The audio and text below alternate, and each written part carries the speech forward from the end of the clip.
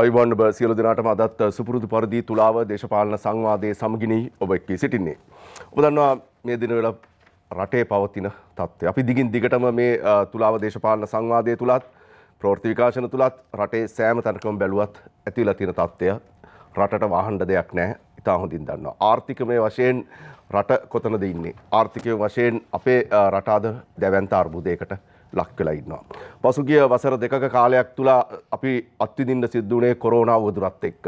මේ ලෝක උවදුරත් එක්ක අපිට මුහුණ දෙන්නට සිදුවීමත් එක්ක රටේ ආර්ථික අර්බුදයක් ඉතාමත්ම දැඩි ලෙස ඉහළට එසවුණා. ඒ කියන්නේ ජනතාවගේ ජීවන තත්ත්වය එන්න අවුල් වියවුල් සහගත තත්ත්වයටපත් වුණා. රටේ ඩොලර් සංචිතය හිඳෙන තත්ත්වයටපත් වුණා. මේ සියලු කරුණු කාරණාත් එක්ක රටේ ජන ජීවිතය සාමාන්‍ය ජනතාවගේ ජන ජීවිතය අවුල් වියවුල් තත්ත්වයකට තමයි පත් වෙලා තියෙන්නේ. දේශපාලනිකව බැලුවත් ප්‍රශ්න රැසකට මුහුණ දීලා තියෙනවා. මෙන්න මේ කාල වකවානුව තුල තමයි සර්වපාක්ෂික සමුළුවක් පිළිබඳව අහන්න ලැබුණේ. මෙන්න මේ සර්වපාක්ෂික සමුළුව පිළිබඳ යෝජනාව ආවට පස්සේ ජනාධිපති ගෝඨාභය රාජපක්ෂ මැතිතුමා විසින් සර්වපාක්ෂික සමුළුවක් ඇදෙව්වා. පාර්ලිමේන්තුව නියෝජනය කරන සියලුම දේශපාලන පක්ෂවලට මේ සර්වපාක්ෂික සමුළුවට සහභාගී වෙන්න කියලාත් ආරාධනා කළා. ඒ සර්වපාක්ෂික සමුළුව ඊයේ පැවැත්වුණා. ඒ සර්වපාක්ෂික සමුළුව ඉදිරියේදී මොන ආකාරයෙන්ද ක්‍රියා කරන්නේ කොහොමද දේශපාලන පක්ෂවල සහභාගීත්වය ඔවුන්ගේ යෝජනා මොනවාද? ඒ යෝජනා මොන ආකාරයෙන් ක්‍රියාත්මක වෙයිද ක්‍රියාත්මක කරයිද කියන එක අනාගතයට බාර කාරණයක්. ඊයේ පැවැත්වුණු මේ සර්වපාක්ෂික සමුළුවත් එක්ක රටට මොකක්ද වෙන්න යන්නේ? රටේ ප්‍රශ්න විසඳන්න සර්වපාක්ෂික සමුළුව හැකියාව ලැබෙයිද? ඒකම මග සර්වපාක්ෂික සමුළුවද? සර්වපාක්ෂික සමුළුව දේශපාලනික උවමනාවට සිද්ධ කරන දෙයක්ද? මෙන්න මේ සියලු කරුණු කාරණා ගැන තුලාව දේශපාලන සංවාදයෙන් අද අපි සාකච්ඡාවට බඳුන් කරන්න සූදානම් සිටිනවා. අපි අද තුලාව දේශපාලන සංවාදයට ආරාධනා කරා පක්ෂ නියෝජනය කරමින් නියෝජිතයන් 4 දෙනෙකුට.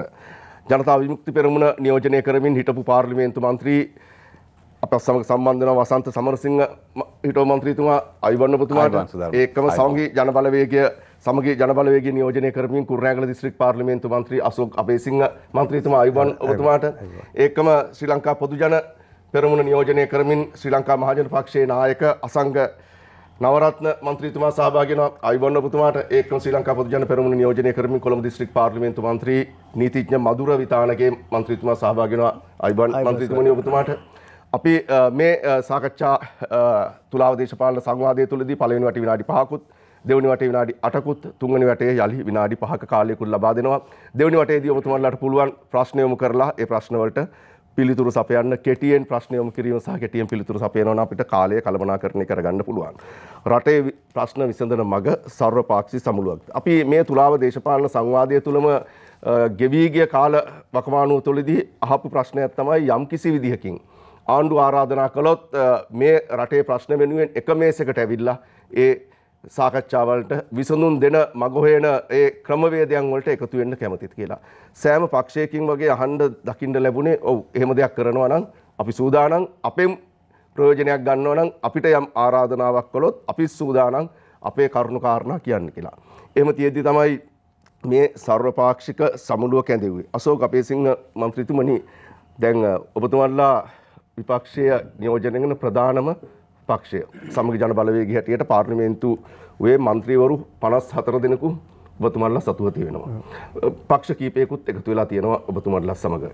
දැන් රටේ මේ තියෙන වත්මන් තත්ත්වයක් එක්ක මේ ආරාධනාව, ඒ කියන්නේ සර්වපාක්ෂික සමුළුවකට කරපු ආරාධනාව. ඇයි ඔබතුමාලා ප්‍රතික්ෂේප කළේ?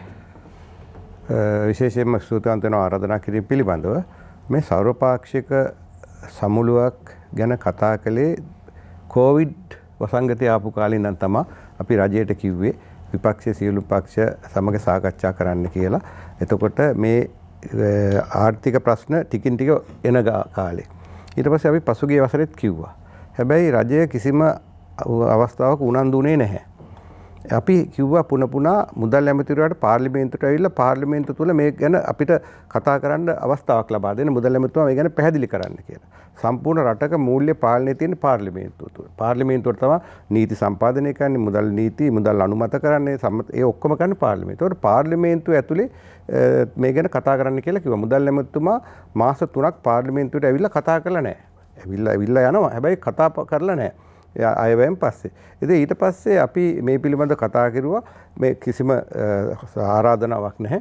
හැබැයි පස්සේ එකපාරට ශ්‍රී ලංකා නිදහස් පක්ෂයේ ඉල්ලීමක් කළා. මම හිතන්නේ මෛත්‍රීපාල සිරිසේන මහතා සර්වපක්ෂ සම්මේලනයක් ඇඳවන්න කියලා. ඉතින් පාර්ලිමේන්තුවට ඇවිල්ලා අපි ප්‍රධාන විපක්ෂයේ විදියට ජනතා විමුක්ති පෙරමුණේ සියලු දෙනාම කිව්වා පාර්ලිමේන්තුවට ඇවිල්ලා මේ ගැන ප්‍රකාශයක් කරන්න කියලා රටේ ඉතා මූල්‍ය අර්බුදයක් තියෙනවා කියලා. ඉතින් එහෙම කරන්නේ නැතුව මෙතන ගිහිල්ලා ජනාධිපති ලේකම් කාර්යාලය මෙහෙම කතා කරුවා කියලා මේ ප්‍රශ්නෙට විසඳුමක් කියන්නේ නැහැනේ. පාර්ලිමේන්තුවෙන් නම් මූල්‍ය පාලනය තියෙන්නේ. ඉතින් පාර්ලිමේන්තුව ඇතුලේ මේ ගැන කතා කරන්න ඕනේනේ. ඉතින් පාර්ලිමේන්තුවේ අපි කියප එක කතා කරලා එහෙම තිබුණා නම් අපිට මේක ප්‍රශ්නයක් වෙන්නේ නැහැ. ඉතින් ඒකින්ද අපි තීන්දුව කරා පාර්ලිමේන්තුව තුල කතා කරන එකක් එළිය ගිහිල්ලා කතා කරලා තේරුමක් නැහැ. එතන කතා කරුවාට දැන් මොකද්ද ගන්න පුළුවන් තීන්දුව? ජනාධිපතිතුමාට පුළුවන් නීති පනවන්න. මූල්‍ය මේක මුදල් අනුමත කරන්න පුළුවන්, සම්මත කරන්න පුළුවන්. කැබිනට් මණ්ඩලය කිව්වට ඒ පාර්ලිමේන්තුව තුල මුදල් නෝනවද එහෙම එතකොට කිසිම තීන්දුවක් ගන්න බැරි තැනක උතන කතා කරුවා කියලා ඉති වැඩක් නැහැ. ඒක නිසා අපි මේකට සහභාගී වුණේ නැහැ. කෙසේ වෙතත් ජනාධිපතිතුමා දෙවෙනි වටත් ආරාධනා කළා තියෙනවා. ඉතින් අපි කියන්නේ මේ පිළිබඳ පාර්ලිමේන්තුවට ඇවිල්ලා ප්‍රකාශ කරන්න මුදල් ඇමතිවරයා. දැන් මුදල් ඇමතිවරයා ඊයේ පෙරේද කියලා තියෙනවා අප්‍රේල් වෙද්දි මේ ප්‍රශ්නේ ඉවරයි. මම හිතන්නේ පාර්ලිමේන්තු කණ්ඩායම රැස්වීමට කියලා තියෙනවා අප්‍රේල් වෙද්දි ඩොලර් එනවා කියලා. ඉතින් ඇමතිවරු එහෙම කිව්වනේ පෙබරවාරි මේ මාර්තු 5 වෙනිදාදී පෝලිං ඉවරයි. ඊට පස්සේ දැන් තව ඇමතිවරයෙක් කිව්වා මුදල් ඇමති විදියට දිවුරුම් දුන්නාට පස්සේ බැසිල් රාජපක්ෂ මහත්මයා එතකොට මේ රට ඩොලර් ඕනේ තරම් එනවා. ඉතින් එහෙම කොච්චර කිව්වද දැන් ඉතින් එහෙම එකක්වත් වෙලා නැහැනේ. අද වෙද්දි ඩොලර් එක අද 299යි බැංකුවල. එළිය 300 ගාන. මේක මේ තවත් ඉදිරියට යයි. මෙහෙම කියලා රටේ ජනතාවට ජීවත් වෙන්න බැරි තත්ත්වයක් කියලා තියෙනවා. මන්ත්‍රීතුමනි ඔබතුමා කියන සර්වපාක්ෂික සමුළුව කියන මේ වැඩපිළිවෙලේ ඇති වැදගත්කමක් නැද්ද? නෑ වැදගත්කමක් කියන්නේ දැන් අපි මුලින් ඉඳන්ම කිව්වා මේ ගැන කතා කරන්න කියලා මේ කොවිඩ් ප්‍රශ්නේ තියෙන දවස්වල. ඉතින් එහෙම කතාවක් කරුවේ නෑ. දැන් හොඳටම කරවටක් ගිලිලා යන්න දැතක් තියෙදි දැන් අර පිදුරු ගහෙත් එල්ලනවා වගේ දැන් මේක අනිත් අයත් එක්ක පිට දාලා කරන්න යන්නේ. අපි කිව්වනේ ආණ්ඩුවට මේක මුලින් ඉඳන්ම මෙහෙම එකක් වෙනවා මේ ගැන කතා කරන්න කියලා කතා කරුවද? දැන් අන්තිම මොහොතේ කතා කරලා දැන් ප්‍රධාන විපක්ෂය නැහැ. ඉතින් රටේ ප්‍රධාන බලවේගයක් කියන ජනතා විමුක්ති පෙරමුණ නැහැ. ඉතින් ජනතා විමුක්ති පෙරමුණයි ප්‍රධාන විපක්ෂය නැතුව මොන සර්වපක්ෂ සම්මුද මේකද? ඒ පාර්ලිමේන්තුවට ඇවිල්ලා කතා කරන්න කියන මුදල් නැමතුමාට කියන්න කතා කරන්න කියලා. ඉතින් ජනාධිපතිතුමාටත් දැන් එන්න විශේෂ සංසදයත් එක්ක පාර්ලිමේන්තුවට ඇවිල්ලා කතා ගන්න පුළුවන්. ඉතින් ඒත් පාර්ලිමේන්තුව ඇතුළේ මේක ප්‍රශ්න විසඳ ගන්න පුළුවන්. එළියව කතා කරුවා කියලා මේ වටමේද සාකච්ඡා තිබ්බා කියලා මේ ප්‍රශ්න විසඳන්නේ නැහැ. දැන් බලන්න මේ සුවඳ කන්න නැතයි කියලා ශ්‍රී ලංකාවට පැන 16 සමිල්නාඩුව අත්තරනකොට. ලංකාවේ මෙහෙම මොනවාද? ඛණ්ඩ නැත කියලා මිනිස්සු යනවා පිටරට. ඉතින් මේ තත්ත්වෙට මේ රට අද දැම්මනේ. ඉතින් මේ රට අද දාන්න හේතු ගැන අපි කොච්චර කිව්වද? ඉතින් මෙහෙම මේ තත්ත්වයක් තුල ඉතින් ආණ්ඩුව මෙහෙම මේ කරන්නේ මේක මේ තව තවත් ඇදගෙන යන එකක්. ඇදගෙන යන එකක්. ජාත්‍යන්තර මූල්‍ය අරමුදලත් එක්ක සාකච්ඡා කරන්න කියලා අපි කිව්වේ 2021. එතකොට ඒ ගැන මුකුත් කතා යන්නෙම නැහැ කිව්වා. මුදල් ඇමති කියනවා යන්නේ නැහැ කියලා මහ බැංකුවේ අධිපතිවරයා කියනවා. ඊට මහ බැංකුවේදී කියන කොච්චර මුදල් අච්චු ගැහුවත් උද්දමනය වැඩි වෙන්නේ නැහැ කියලා. එහෙම මතකද කියනවා. ඉතින් දැන් මොකද වෙලා තියෙන්නේ? ට්‍රිලියන 3ක් විතර අච්චු ගහලා තියෙනවා මේ ආණ්ඩුව ආවට පස්සේ.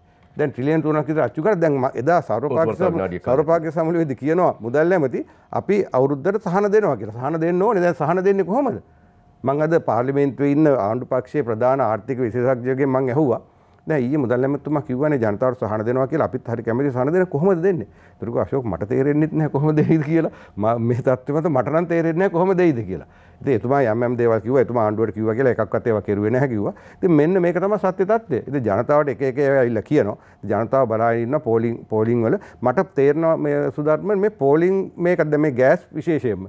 දැන් බාන්න ගෑස් රුපියල් 2550කින් වැඩි වෙලා. 1650 තිබුණේ. ඒක 2500 ගානකින් වැඩි වෙලා. වෙනද රුපියල් 200 300 වලට මිනිස්සු කෑ ගහනවා ගෑස් වැඩි අර එමේ. දැන් 2550කින් වැඩි රත් මිනිස්සුන්ට ගානක්වත් නැහැ. පොලිමේ ඉඳලා ගෑස් ලොරිය ආපුවම වඳිනවා, අප්පුඩි ගහනවා, රතිඤ්ඤා පත්තු කරනවා. ගෑස් ආපු එකට සන්තෝෂයි. හැබැයි වැඩි වෙච්ච ගැන වචනයක්වත් කතා කරන්නේ. දැන් එහෙම තත්ත්වයකට මිනිස්සු පත් කරලා ආණ්ඩුව. දැන් නිදහසෙන් පස්සේ නිකන් බලන්න නිදහසේ 40 සැරේ නිදහස ගත්තට පස්සේ මේ ආණ්ඩුව එනකන් සිමෙන්ති කොට්ටයක් තිබුණේ රුපියල් 950යි. අවුරුදු 74ටම. දැන් 1950යි. රුපියල් 1000කින් වැඩි වෙලා. හැබැයි මිනිස්සු ගහරක් නැහැ. ඉතින් මිනිස්සු දැන් මොන අකර්මණ්‍ය වෙලා ඉන්නවද මන් දන්නේ. දැන් මන් දැක්ක කියනවා ඔබතුමා අවසන් කරනවා. ඉන්ධන සංස්ථාවේ සභාපති ඉන්ධන මිල වැඩි වුණා කියලා ජනතාවට ප්‍රශ්නයක් නැහැලු. මේ මම දැක්ක මේ පත්තරෙත් මම ඒ කෑල්ල ගෙනාවා. මේ ඉන්ධන මිල වැඩි කළාට ජනතා විරෝධයක් නැහැ. කවුද කියන්නේ? ඉන්ධන සංස්ථාවේ සභාපති. මොකද්ද මේ තත්ත්වය? ඉතින් මේ තත්ත්වයකට පත් වෙලා තියෙනවා. ඉතින් අපි මේ වගේ බොරු සංදර්ශන වලට අපි මේ කොහොමවත් සහභාගී වෙන්නේ නැහැ. මේක මං හිතන්නේ උදු සංදර්ශනයක් පමණ ආණ්ඩුවේ මේ නොහැකියාව වහගන්න අනිත් පක්ෂත් එකතු කරගෙන ටික කාලයක දැමීමක් තමයි මිනිස් ජනතාව ඒ ගැන බලනවා මේ සාකච්ඡා කොහොමද යන්නේ කියනවා ටෙලිවිෂන් එක බලාගෙන ඉන්නවා. හැබැයි ජනතාවට ඉතින් ප්‍රශ්නයක් විසඳෙන්නේ නැහැ නේ මේකේ. ඉතින් ප්‍රශ්නයක් විසඳීමක් වෙන්නේ නැහැ මේකේ. අසංග නවරත්න මන්ත්‍රීතුමනි ඔබතුමා ශ්‍රී ලංකා මහජන පක්ෂ නායකයා හැටියට තමයි ශ්‍රී ලංකා පොදු ජන පෙරමුණ නියෝජනය කරන්නේ. පහුගිය කාල සීමාව තුළ අපි දැක්කා පක්ෂ 11ක එකමුතුවක් හැදෙනවා මේ ආණ්ඩුව ඇතුළේම. ඒ ආණ්ඩුව ඇතුළේ මේ පක්ෂ 11ක එකමුතුවක් හැදෙනකොට ආණ්ඩුවේ හිටපු අමාත්‍යවරු දෙදෙනෙක්ව ඒ අමාත්‍ය ධූර වලින් ඉවත් කරනවා. එතකොට ඔවුන් නියෝජනය කරන විමල් වීරවංශ මන්ත්‍රීතුමාගේ පක්ෂයේ රාජ්‍ය අමාත්‍යවරයාත් ඉල්ලාස් වෙනවා. ඒ කරුණු කාරණාත් එක්ක ඔබතුමන්ලා ආණ්ඩුව ඇතුළේ ඉඳගෙන විප්ලවකාරී වැඩපිළිවෙලක් කරනවා කියලත් පේනවා. එහෙම තියෙද්දි මේ පක්ෂ සියල්ලන්ටම ආරාධනා ලැබෙනවා සර්වපාක්ෂික සමුළුවට එන්න කියලා. හැබැයි පක්ෂ 11 නියෝජනය කරන ඔබතුමන්ලා තීරණයක් ගන්නවා යනවාද නොයනවාද කියන තීරණයක ඉඳලා එතනින් තීරණය කරනවා ඒ පක්ෂ 11 අදහස් කියන්න නියෝජිතයන් දෙන්නෙක් හැටියට මහාචාර්ය තිස්ස විතාරණ මන්ත්‍රීතුමාත් ඒකම අතුරුලිය රතන හම්දුරුවොත් මේ සාකච්ඡාවලට යන්න. එතනදී ඔබතුමා ශ්‍රී ලංකා මහජන පක්ෂය හැටියට යම් තනි තීරණයක් ගන්නවා තමන් සහභාගී වෙනවා කියලා. මේ සර්වපාක්ෂික සමුළුවට ශ්‍රී ලංකා මහජන පක්ෂය නියෝජනය කරගෙන සහභාගී වෙනවා කියලා. පක්ෂ 11ක එකමුතුවක් හැදිලා පක්ෂ 11 ඇතුලේ ආණ්ඩුවට යම් විරෝධ පෙන්වන විදිහට රටට පේන්නේ මේ ආණ්ඩුවට විරෝධී වැඩපිළිවෙලක තමයි ඉන්නේ කියලා. එහෙම තියෙද්දි අයි තනි තීරණයක් ගත්තේ ශ්‍රී ලංකා මහජන පක්ෂය හැටියට සර්වපාක්ෂික සමුළුවට සහභාගී වෙන්න. ඔව් අපි පළවෙනිම ස්තුතිවන්ත වෙනවා මේ සර්වපාක්ෂික සමුළුවෙන් ඔබට අපි කොහොමද රට ගෙනියන්නේ කියන සාකච්ඡාවට අපිට ආරාධනා කිරීම සම්බන්ධයෙන් මම හිතන්නේ සර්වපාක්ෂික සමුළුව කියන අදහස ලංකාවට අලුත් දෙයක් නෙමෙයි. ඔබ දන්නවා ඉතිහාසයේ පුරාම ජේ.ආර්. ජයවර්ධන මැතිතුමා 1984 සර්වපාක්ෂික සමුළුවක් පැවැත්තුවා. 1989 ප්‍රේමදාස මැතිතුමා සර්වපාක්ෂික සමුළුවක් පැවැත්වුවා. ඒ වගේම චන්ද්‍රිකා බණ්ඩාරනායක මැතිණිය, මහින්ද රාජපක්ෂ මැතිතුමා. ඊට පස්සේ මේ වර්තමානයේ අපේ ගෝඨාභය රාජපක්ෂ මැතිතුමාගේ යුගයේත් කොවිඩ් වසංගතය ආපු පළවෙනි රැල්ල වෙලාවෙත් සර්වපාක්ෂික සමුළුවක් ඇඳෙව්වා. ඉතින් අපි විශේෂයෙන්ම සර්වපාක්ෂික සමුළුවට ශ්‍රී ලංකා මහජන පක්ෂය විදිහට සම්බන්ධ වෙන්නේ ඔබ දන්නවා අපේ රට ඉතාම අමාරු අසීරු අඩියක තමයි ආර්ථික වශයෙන් ඉන්නේ. දීර්ඝ කාලයක් තිස්සේ අපේ රටේ පැවතිච්ච ආර්ථික ප්‍රතිපත්තීන් වැරදි ආර්ථික ක්‍රමෝපායන් නිසා මේ අර්බුදයට අපි මුහුණ දුන්නා කියන කාරණාව අද හැමෝම දන්න කාරණාව. ඉතින් ඒ නිසා විශේෂයෙන්ම මේ මොහොතේ පක්ෂ දේශපාලනයට එහා ගියපු ජාතික වැදගත්කමක් කියන කාරණාව තේරුම් අරගෙන ශ්‍රී ලංකා මහජන පක්ෂය අපේ දේශපාලන මණ්ඩලයේ රැස් වෙලා අපි තීරණය කරා මේ සර්වපාක්ෂික සමුළුවට සම්බන්ධ වෙන්න ඕනේ. විශේෂයෙන්ම ආණ්ඩුවේ හවුල්කාර දේශපාලන පක්ෂයක් විදියට ආණ්ඩුව තුල අපි අරගල කරනවා වගේම මේ මොහොතේ රටේ අපිට දේශපාලනය කරන්න විශේෂයෙන්ම රටේ මේ පවතින අර්බුදය විසඳීම සඳහා අපි මැදිහත් වෙන්න ඕනේ කියන කාරණාව උඩ තමයි අපි ඇත්තටම මේ සර්වපාක්ෂික සමුළුවට සම්බන්ධ වෙන්නේ. ඔබ කිව්වා වගේ පක්ෂ 11ක් විදියට අපි ආණ්ඩුවේ හවුල්කාරී දේශපාලන පක්ෂ විදියට දීර්ඝ කාලයක් තිස්සේ අපි සාකච්ඡා කරමින් ආවා. ආණ්ඩුව ගෙන යන සමහර වැරදි පිළිබඳ අපි විවේචනය කරා. ඒ පිළිබඳ ජනාධිපතිතුමා අගමැතිතුමා දැනුවත් කරා. සමහර අවස්ථාවල අපිට ඒ අවස්ථාවන් ලැබුණේ නැහැ. කොහොම නමුත් මේ මොහොතේ අපි තේරුම් ගත්තා මේ සර්වපාක්ෂික සමුළුව මේ අර්බුදයෙන් ගොඩ යන්න මේ සියලු දෙනා මම හිතන්නේ පක්ෂ ભેදයකින් තොරව සියලු දෙනා එක මේසයකට ඇවිල්ලා එකට තීන්දුව తీරන අරගෙන රටේ මේ පවතින අර්බුදයේ විසඳීම සඳහා අපි එකට කටයුතු කරන්න ඕන කියන අදහසින් තමයි අපි සම්බන්ධ වෙන්නේ. ඉතින් ඒ සම්බන්ධයෙන් ඇත්තටම සමග ජන බලවේගයත් ඒ වගේම ජාතික ජන බලවේගයත් සම්බන්ධ වුණා රටේ ප්‍රධාන විපක්ෂයේ දේශපාලන පක්ෂ දෙකක් විදිහට අපි කනගාටු වෙනවා. ඒ දෙගොල්ලොත් සම්බන්ධ වුණා නම් මං හිතන්නේ මේ මොහොතේ අපිට දේශපාලන පක්ෂවල න්‍යාය පත්‍රවලට වඩා රටේ න්‍යාය පත්‍රයේ ප්‍රධානම කාරණාව බවට පත් වෙලා තියෙන මේ ආර්ථික අර්බුදය විසඳීම. ඉතින් ඒ නිසා අපි සියලු දෙනා එකට එකතු වෙන්න ඕනේ කියන අදහසේ තමයි ශ්‍රී ලංකා මහජන පක්ෂයේ ඉන්නේ. ඉතින් ඒ වෙනුවෙන් අපිට කරන්න පුළුවන් උපරිම කැපවීම කරනවා. මම විශ්වාස කරනවා ඊයේ ජනාධිපතිතුමා පහුවෙලා හෝ මොකද මීට පෙර අපි අවස්ථා කිහිපයකදීම සාකච්ඡා කරන්න අවස්ථාවක් ඉල්ලුවා.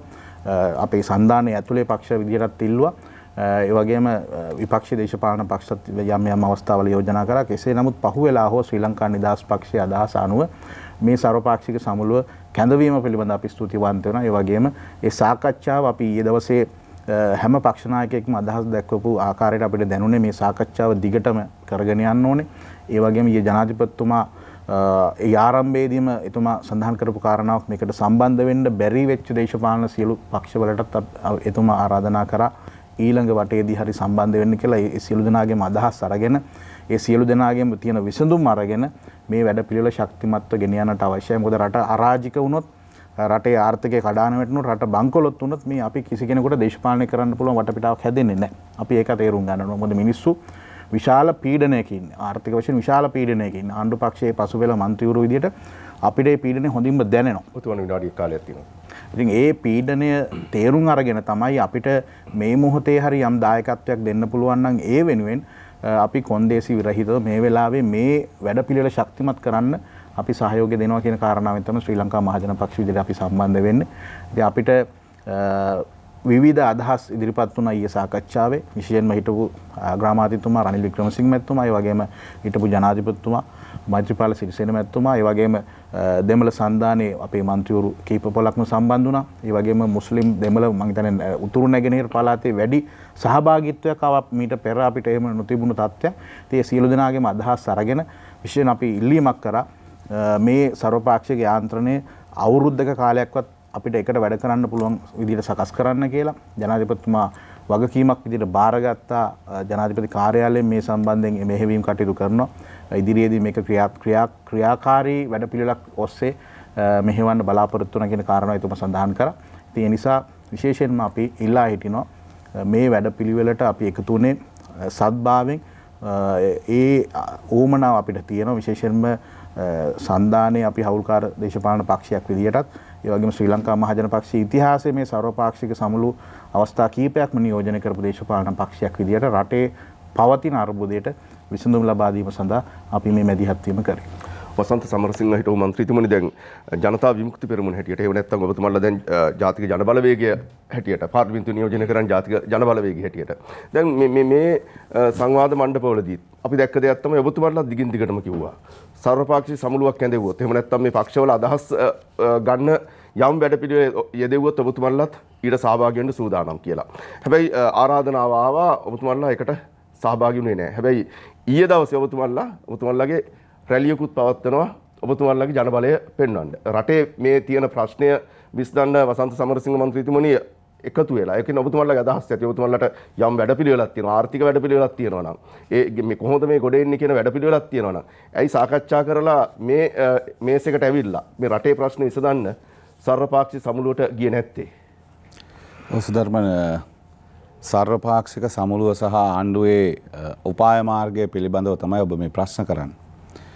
අපි මේ සාකච්ඡා මණ්ඩපයේ ඔබට මතක ඇති කොවිඩ් හැදිලා අපේ රටේ මිනිස්සු මිය යනකොට මේ තත්ත්වය පිළිබඳව තීන්දුව ගත යුතු සෞඛ්‍ය අංශවල ප්‍රධානීන් ඒ සෞඛ්‍ය විශේෂඥයන් මේ ආණ්ඩුවට දීපු උපදෙස් නොසලකා වැඩ කරද්දී බොහෝ අය ඒ කමිටු වලින් ඉවත් වෙලා යනකොට අපි කිව්වා මේ වැඩේ නවත්තන්න. මේක සෞඛ්‍ය අංශවලට බාර දෙන්න. රට මුහුණ දීලා තියෙන මේ තත්ත්වයට මුහුණ දීම සඳහා සියලු පක්ෂවලට මැදිහත් වෙන්න සියලු පක්ෂවල බලවේග මේකට සහභාගී කරවන්න ඒ වෙනුවෙන් කැඳවන්න කියලා කිව්වා. දැන් අපි ඉන්නේ 2022 මේ කිව්වේ 2020 2020 ඉවර වුණා 21 ඉවර වුණා 2023 එනකොට රට හොම්බෙන් යවලා දැන් අපිට කතා කරනවා හොම්බෙන් ගියපු රටේ තවත් මොන හරි ඉතුරුලා තියෙනවද බලන්න අපිට එන්න කියලා. ඒ නිසා අපි හරි පැහැදිලි ආණ්ඩුවට කිව්වා ලියලත් කිව්වා අපි දැන් අපි පිළිගන්න එක තමයි මේ ආණ්ඩුවට මෙතනින් එහාට මේක අරන් යන්න බෑ. නිසා දැන් හොඳ මේ දේ තමයි අර තෙල් පෝලිං වල ගෑස් පෝලිං වල කිරිපිටි පෝලිං වල හිටපු ජනතාව මේ ආණ්ඩුවට කියන දේවල් අනුරාධපුරේ පොහොර හොයන් එන ගොවියෝ රුපියල් 25000ට පොහොර මිටිය නැගලා තියෙන වෙලාවේ දැන් ආණ්ඩුවට කියන දේවල් ගත්තාම වඩා හොඳයි මේ ආණ්ඩුවට දැන් ජනතාවට ජනවරමක් ලබා දෙන එක ජනතාවට කැමති පාලනයක් තෝරගන්න. දැන් මේ සර්වපාක්ෂික සමුළුව තියෙනවා කියලා කියන එක ඇතුළෙම තියෙන්නේ ඒ සර්වපාක්ෂික සමුළුවට සහභාගී වෙච්ච අය ගත්තාම ආණ්ඩුවේ ක්‍රියාමාර්ග දිහා ගත්තාම අපිට බරපතල ප්‍රශ්නයක් තියෙනවා. ඒ බරපතල ප්‍රශ්නේ තමයි දැන් ආණ්ඩුව මේ ඔක්කොම වෙලා තියෙද්දි. දැන් අපි බැලුවොත් එහෙම සුධර්මන් මේ ආණ්ඩුව පටන් ගන්නකොට මතක ඇති. මේ සාකච්ඡා සභාවෙම සීනි බදු වංචාව පිළිබඳ මම දාපු පැමිණිල්ලත් එක්ක ගෙනලා පෙන්නුවා. මේ සාකච්ඡා සභාවෙම රුපියල් 85ට සීනි තිබ්බේ. අද 187යි. හාල් රුපියල් 85 95 අතර තිබ්බේ. අද 160යි. එතනින් එහා ගාණක් නැහැ. එහාට යනවා. පෙට්‍රෝල් ලීටරයක් 137යි. අද 254යි. ගෑස් 1475යි. අද 1499යි. පාන් ගෙඩිය 55යි. අද 110යි. කිරිපිටි ග්‍රෑම් 400 පැකට් එක 380යි. අද 795යි. කුකුල් මස් කිලෝ එක 430යි. අද 870 උඩ. කහකුඩු කිලෝ එක රුපියල් 450ට තිබ්බේ. ආණ්ඩුව දැන් 6500යි සාහිට උඩින් තියෙන කහකුඩු. ඊට පස්සේ පරිප්පු 140යි තිබ්බේ දැන් 425යි. පැනඩෝල් පෙට්ට 1.25යි කාඩ් එක ගත්තාම රුපියල් 20ට කාඩ් එක නැත්තම් 12ට කාඩ් එක එහෙම තිබුණේ. අද රුපියල් 3යි කාඩ් එක. දැන් මේ අද රුපියල් 3යි පෙත්ත.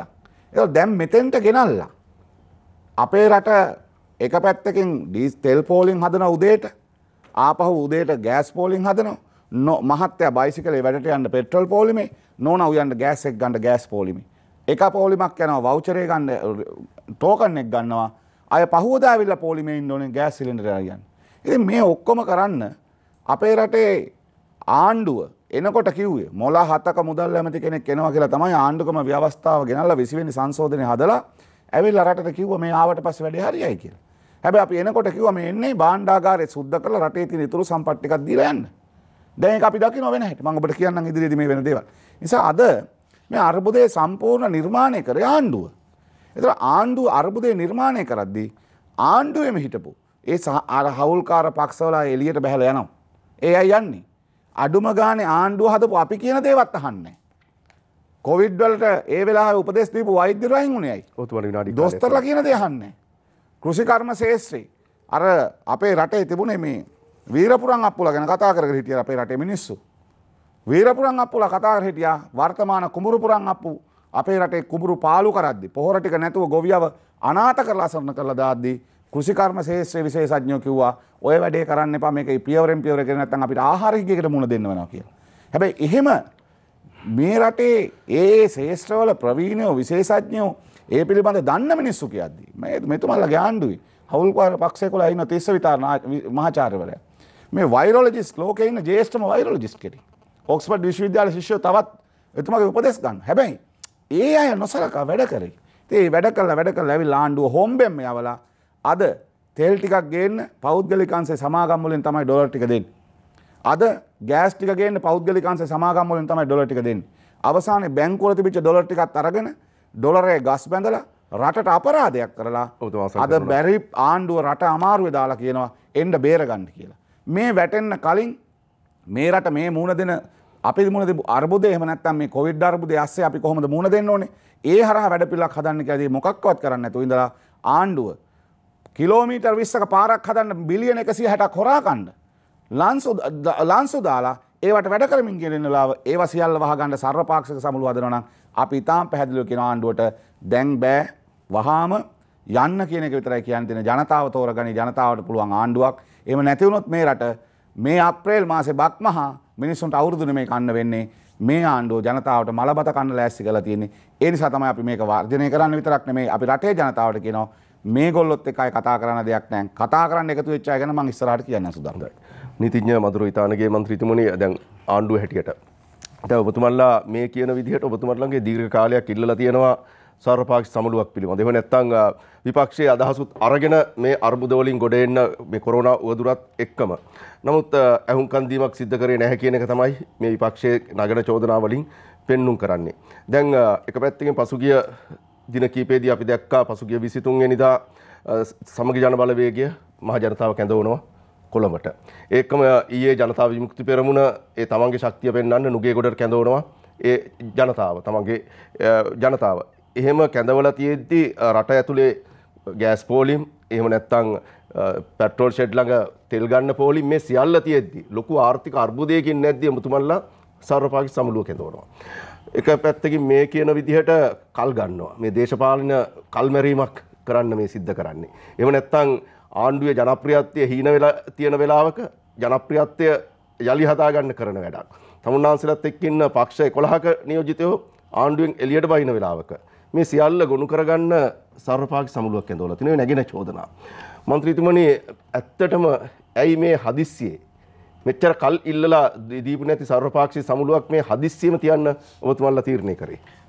සුධර්ම බොහොම ස්තුතියි මේ අවස්ථාව ලබා දීම.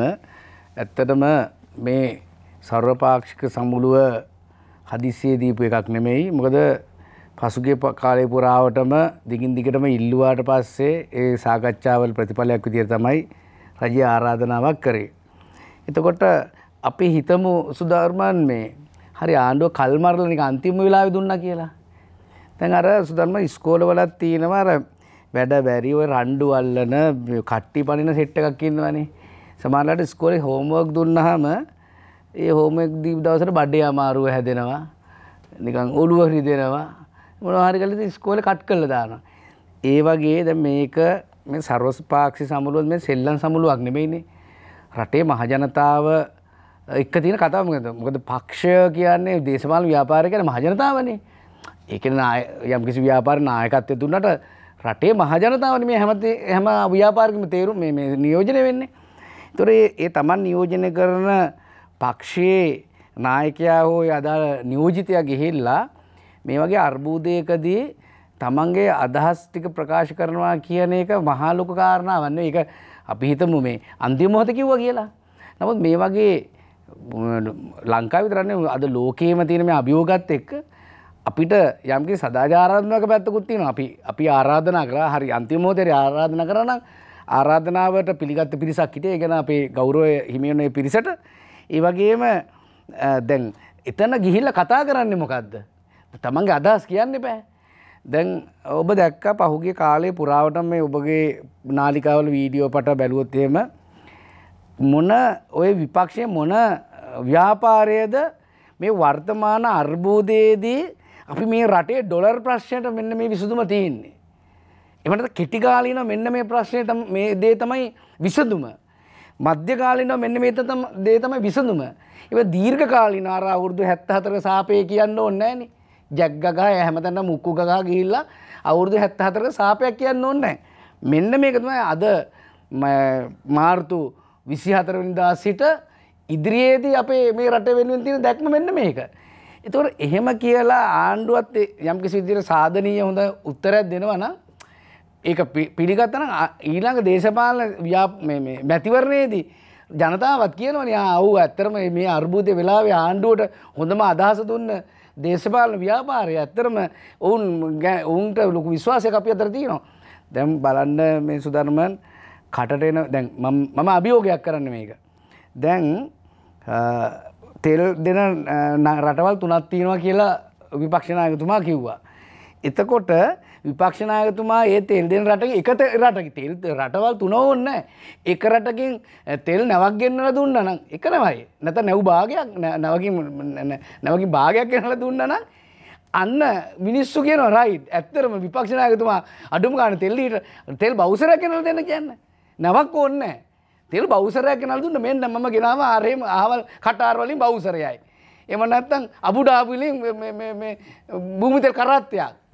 එහෙම නෑ නෑ ඒ කියන්නේ මොනාරි කරත්තයක් ගන්න තරම් ඒකට තත්ත්වෙට පත් වුණාද? නෑ මම කියන්නේ එහෙම නෙමෙයි. මම මේ උදාහරණයකට කිව්වේ නිකන් මේ රට නැවක්ම කියමු අපි. ඔව් නැවක්ම කියමුකෝ. අපි නැවක්ම කියමුකෝ.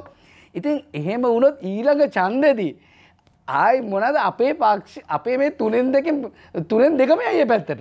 ඒ කියන්නේ ඇත්තටම මේ අර්බුදේ වෙලාවේ මෙහෙම කරා මේ විපක්ෂ නායකතුමා කියලා කටට එන බොරු කිව්වේ නැහැ. හිතට එන මනෝවිකාර කිව්වේ නැහැ. මහපාරවල දුව හිටියේ නැහැ. වෙන්න අර්බුදයේදී සත්‍යද කිව්වා. සුධර්මන් මේ අර්බුදය අපි තේරුම් ගන්න ඕන ඇත්තට මොකක්ද කියලා මුලින්ම.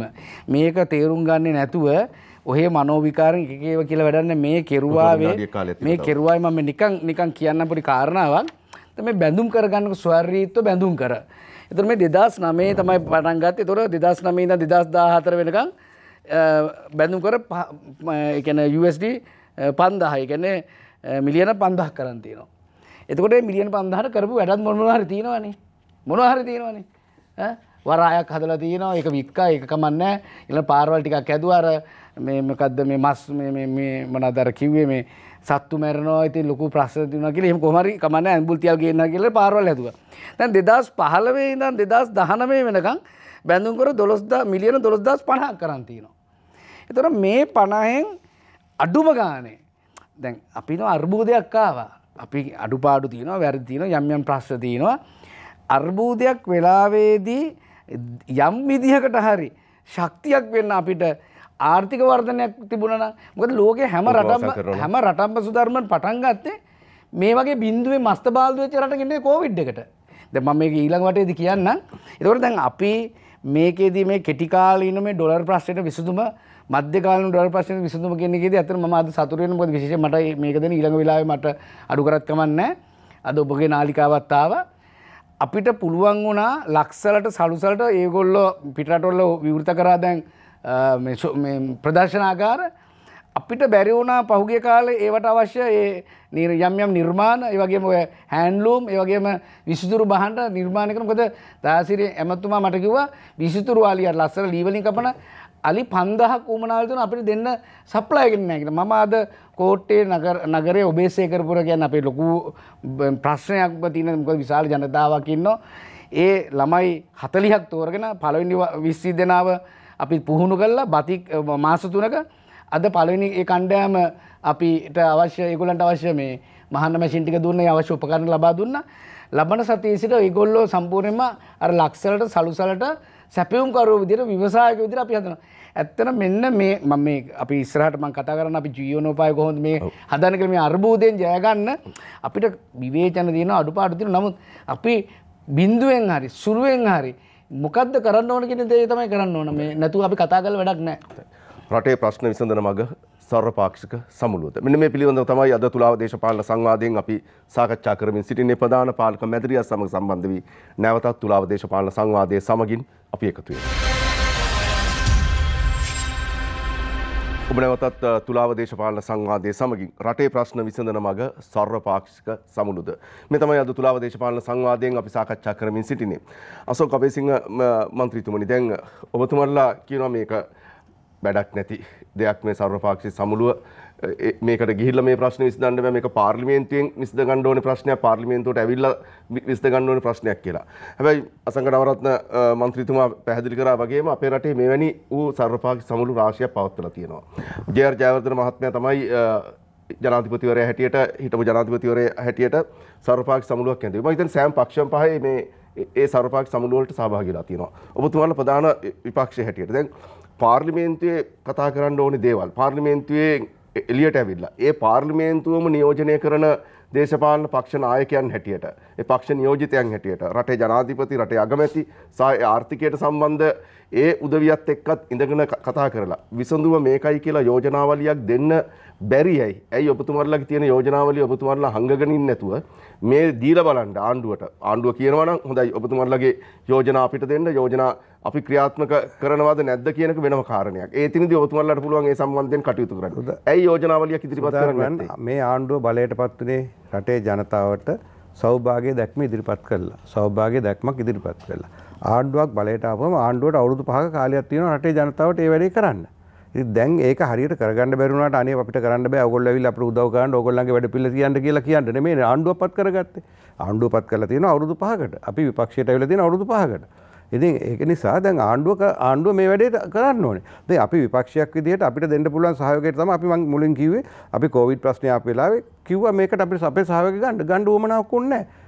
දැන් මේකදීත් අපි 2021 ඉඳන් කිව්වනේ මේක මෙන්න මේ කරන්න ඕනේ දේවල්. ඉතින් පාර්ලිමේන්තුවේදීත් කිව්වට පස්සේ ඒත් මුකුත් නැතුව ඉඳලා දැන් අන්තිම මොහොතේ මේ වෙලා තියෙන්නේ. ඔබතුමාලා කියන්නේ ආණ්ඩුව ජනතාව බලය දීලා තියෙන අවුරුදු 5කට ඔබතුමාලා විපක්ෂයේ ඉන්න අවුරුදු 5ක් මේ අවුරුදු 5 කරන්න ඊට පස්සේ අපි ඡන්දකින් බලමු. නෑ අවුරුදු 5කටනේ ඉතින් මේ ආණ්ඩුව ගත්තේ ජනතාවට කියලා දැන් සෞභාග්‍ය දැක්මක් තියනවා කියලානේ. දැන් අන්තිමට මොකද වෙලා තියෙන්නේ? දැන් මේකට සම්පූර්ණයෙන්ම වකියන්න ඕනේ මේ රජය. මේ රජය ආරම්භයේම මේ මූලිකවම තමයි ලංකාවේ මම හැමදාම කියන එකක් තමයි ලංකාවේ නිදහසෙන් පස්සේ වැඩිම රාජ්‍ය ආදායම තිබුණේ 2018 බිලියන 1980ක්. අද පාර්ලිමේන්තුවේ අගේ එකතු කිරීම ඒ බදු පනත ගැන සාකච්ඡා කරද්දී මූලික පටන් ගද්දී කතාවේදී මේ කෙරු කතා මන්ත්‍රීතුමත් ඒක වැරදියට මෙයා කළා. එතුමා කියවුවා අඩු ගානේ ලංකාවේ ආදායම බිලියන 2000ක් දක්වාත් කරන්න ඕනේ කියලා. හැබැයි බිලියන 1980ක් තිබුණා 2018. ඊට පස්සේ 2019 බිලියන 1900ක් තිබුණා. හැබැයි මේ ආණ්ඩුව ආපු ගමන් මම මොකද කරුවේ? බදු බිලියන 600කින් අඩු කරගත්තා. අඩු කරගත්තාට පස්සේ බිලියන 1500ට වඩා අඩු වුණා. රාජ්‍ය වියදම බිලියන 5500ක් වුණා. ඉතින් මේ තත්ත්වය තුල තමයි රාජ්‍ය ලෝකයේ මේ ණය දෙන ආයතන අපිව ඩවුන්ග්‍රේඩ් කළේ. මොකද අපේ රාජ්‍ය ආදායම මදි වියදමට. ඉතින් ඒක විශාල ප්‍රශ්නයක් බවට පත් වුණා. ඉතින් ඒක නිසා රාජ්‍ය ආදායම දළදේශ නිෂ්පාදනය 110ට වඩා අඩු වුණා. ඉතින් මේ තත්ත්වය තුල මේ ප්‍රශ්නේ දිගින් දිගටම ඇවිල්ලා තමයි දැන් මේ දැන් තියෙන ප්‍රශ්නෙට ප්‍රධානම මේ තත්ත්වය අපේ විදේශ ශාන්තිත හිඟ වෙලා ඩොලර් නැතිකම. ඒකනේ ප්‍රධාන හේතුව. එතකොට එහෙමනම් ඒක වෙන්න කාටද හිටපු මේ මහ බැංකු නියෝජ්‍ය අධිපති විජේවර්ධන මහතා කියන මේකට සම්පූර්ණයෙන් වක් කියන්න ඕනේ මේ රජය සහ මුදල් මණ්ඩලය. මුදල් මණ්ඩලය කියන්නේ භාණ්ඩාගාර ලේකම්තුමා මේ මහ බැංකුවේ අධිපතිතුමා එතන ඉන්න තව නිලධාරීන් ප්‍රධාන තුන්දෙනෙක් ඒ තුන්දෙනා ගත්ත තීන්දුව. මොකද ඩොලර් එක 203ට තියාගන්න සංචිත වලින් ඩොලර් බිලියන 5.5ක් මිලියන 5500ක් නිරපරාධ වේදන් කිරුවා. ජාත්‍යන්තර මූල්‍ය අර මුදලට යන්න කීකියත් කිව්වා සමහර අය. එතකොට අපේ ආර්ථික විශේෂඥයන් කිව්වා මේ ඩොලර් එක සාමාන්‍ය තත්ත්වයේ පා කරන්න කියලා. එහෙම කෙරුවා නම් මේ ඩොලර් එක 300ට යන්නේ නැහැ. මේක 240න් 250න් නවතිනවා. ඒක දැන් මාස 6-4කට ඉස්සෙල්ලා කෙරුවා නම්. එහෙම කෙරුවේ නැහැ. ඉතින් එහෙම කරන්නේ නැතුව ඩොලර් බිලියන 5.5ක් අයින් කරලා නැති කරලා මේ කරපු වැඩේ නිසා දැන් මොකද වෙලා තියෙන්නේ? දැන් රටේ ජනතාව ජීවත් වෙන්න බැරි. මම මේ දැක්ක මේ තියෙන මේ ඊයේ පෙරේදා මේ තියෙන්නේ බ්ලූම්බර්ග් එකේ රූත් පොලාට් කියලා තියෙන එක. How four powerful brothers broke an island nation. කියන්නේ එක් පවුලක් එක්ව ලංකාව විනාශ කළ හැටි. මේ රාජපක්ෂ පවුල එකතු වෙලා මේ ලංකාව විනාශ කළ හැටි. මම මේක පැහැදිලි කරන්න. මේක බොරු කියලා කිව්වොත් මම මන්ත්‍රීකමෙන් අයින් වෙනවා. ඔබතුමාලා ප්‍රශ්න කිරීමයි කියන්නේ. හරි මේ තියෙන්නේ මේ මහ බැංකු වාර්තාව. හරිද? මේ මහ බැංකු වාර්තාව අනුව 1990 නිදහසෙන් පස්සේ අපි ඉස්සෙල්ලාම ණය ආරම්භ තියෙන 1950. මිලියන කෝටි 65යි. පළවෙනි ණය. එතකොට 1994 ඒ කියන්නේ මේ චන්ද්‍රිකා මෙතනිය බලයට එද්දි UNP ආණ්ඩුව පරදෙද්දි ලංකාවේ සමස්ත ණය ප්‍රමාණය නොගෙවු ණය ප්‍රමාණය කෝටි 55000යි. කෝටි 55000යි. 1990 නිදහස ඉඳන් කෝටි 55000. මහින්ද රාජපක්ෂ මැතිතුමා බලයට ආවේ 2005. 2005 බලයට එද්දි සමස්ත ණය නොගෙවු ණය ප්‍රමාණය කෝටි 220000යි. එතකොට නිදහස ලබා ගත්ත දවස් ඉඳන්ම 2005 වෙනකන් අවුරුදු 55ක්ටම කෝටි 220000යි. මහින්ද රාජපක්ෂ මැතිතුමා 2014 පරදිද්දි බිලියන 7300 කෝටි 7,30,000යි. ඒත් 7,30,000කින් 2,20,000 අඩු වුණාම කෝටි 5,10,000ක් විතර ඒ කාලේ අරන් තියෙනවා ඒ අවුරුදු 9ට. ඊට පස්සේ කෝටි 7,30,000කට බිලියන 7,300 2014 15 ආණ්ඩුව ඇවිල්ලා 2019 මේගොල්ලන්ට දෙද්දි කෝටි 13,000යි. කෝටි 13 ලක්ෂයයි. බිලියන 13,000යි. ඒතකොට ඒ කාලෙත් ඒගොල්ලෝ 5,500ක් කරන් තියෙනවා. ඒක තමයි එතකොට ඒ ණය ගත්තාට පස්සේ ඒ 2010 2005 2014 වෙනකොට යුද්ධයක් ඉවර කරලා විශාල යටිතල පහසුකම් ප්‍රමාණයක් හදලා තමයි ඒ ණය කරේ. නමුත් ඔබතුමාට පුළුවන් ද කියන්නේ 2015 2019 ඒ කරපු සංවර්ධනය මොකද්ද? ඒක යුද්ධයක් තිබුණේ නැහැ, කොරෝනා වසංගතයක් තිබුණේ නැහැ, ජාත්‍යන්තර අර්බුද තිබුණේ නැහැ, ජාත්‍යන්තර යුද්ධ තිබුණේ නැහැ. නමුත් අන්තිමට අපිට දෙනකොට ආර්ථික වර්ධන වේගය කීයද? ඔව් එතකොට නෑ ආර්ථික වර්ධන වේගය කීයද? ආර්ථික වර්ධන වේගය 2.6යි. ඔව් එතකොට එහෙම උනේ කොහොමද? ඔබින්ද කියන්නේ. එතකොට විදේශ ශාන්තිය කොච්චරද? ඔව් මේ මේක අහගන්න හරියට අහගන්න. ඊට පස්සේ එතකොට කතාව කියන්න පුළුවන්. දැන් අද වෙද්දි සමස්ත නොගෙවි ණය ප්‍රමාණය කෝටි 19ක්. නෑ ඒක හරි මං අහන්න පස්සේ නෑ නොමින්ද කියන්නේ. එතකොට විදේශ සංචිත මේ තියෙන්නේ ලංකාවේ වැඩිම විදේශ සංචිත සහ විදේශ මුදල් තිබුණේ 2017 සහ 2019 බිලියන 10කට යා. මේ තියෙන්නේ මෙන්න මේ වාර්තා මම ඔයාලට පෙන්නන්නම්. 2019 කීයද තිබුණේ? 2019 සමස්ත ප්‍රමාණය 10.4යි සමස්ත මේ මොකද්ද මුළු විදේශ වත්කම් 10.4යි. හරිද 2017 10.4යි. හරිද? ඒ කියන්නේ මහ බැංකුවේ සහ පුද්ගලික බැංකුවල. එතකොට මහ බැංකුවේ තියෙනවා විදේශ වත්කම් 2019 බිලියන 7.6ක්. හරිද? එතකොට මේ බිලියන 7.6 විදේශ වත්කම් කියන්නේ අනිත් බැංකුවල තියෙන ඒත් 2014 බාරදෙනවලු කීයද සංජිත? ඔමින්ද කියන්නේ ඒක තමයි මේගොල්ලෝ හැම වෙලාවෙම කියන්නේ. ඔව් දැන් ඕගොල්ලෝ බාර දෙද්දී 8.2යි. 8.2යි. ඔය 8.2න් බිලියන 2.2ක් මාස 12ක් තුල ගෙවන්න ඕනේ තියෙන ඒවා.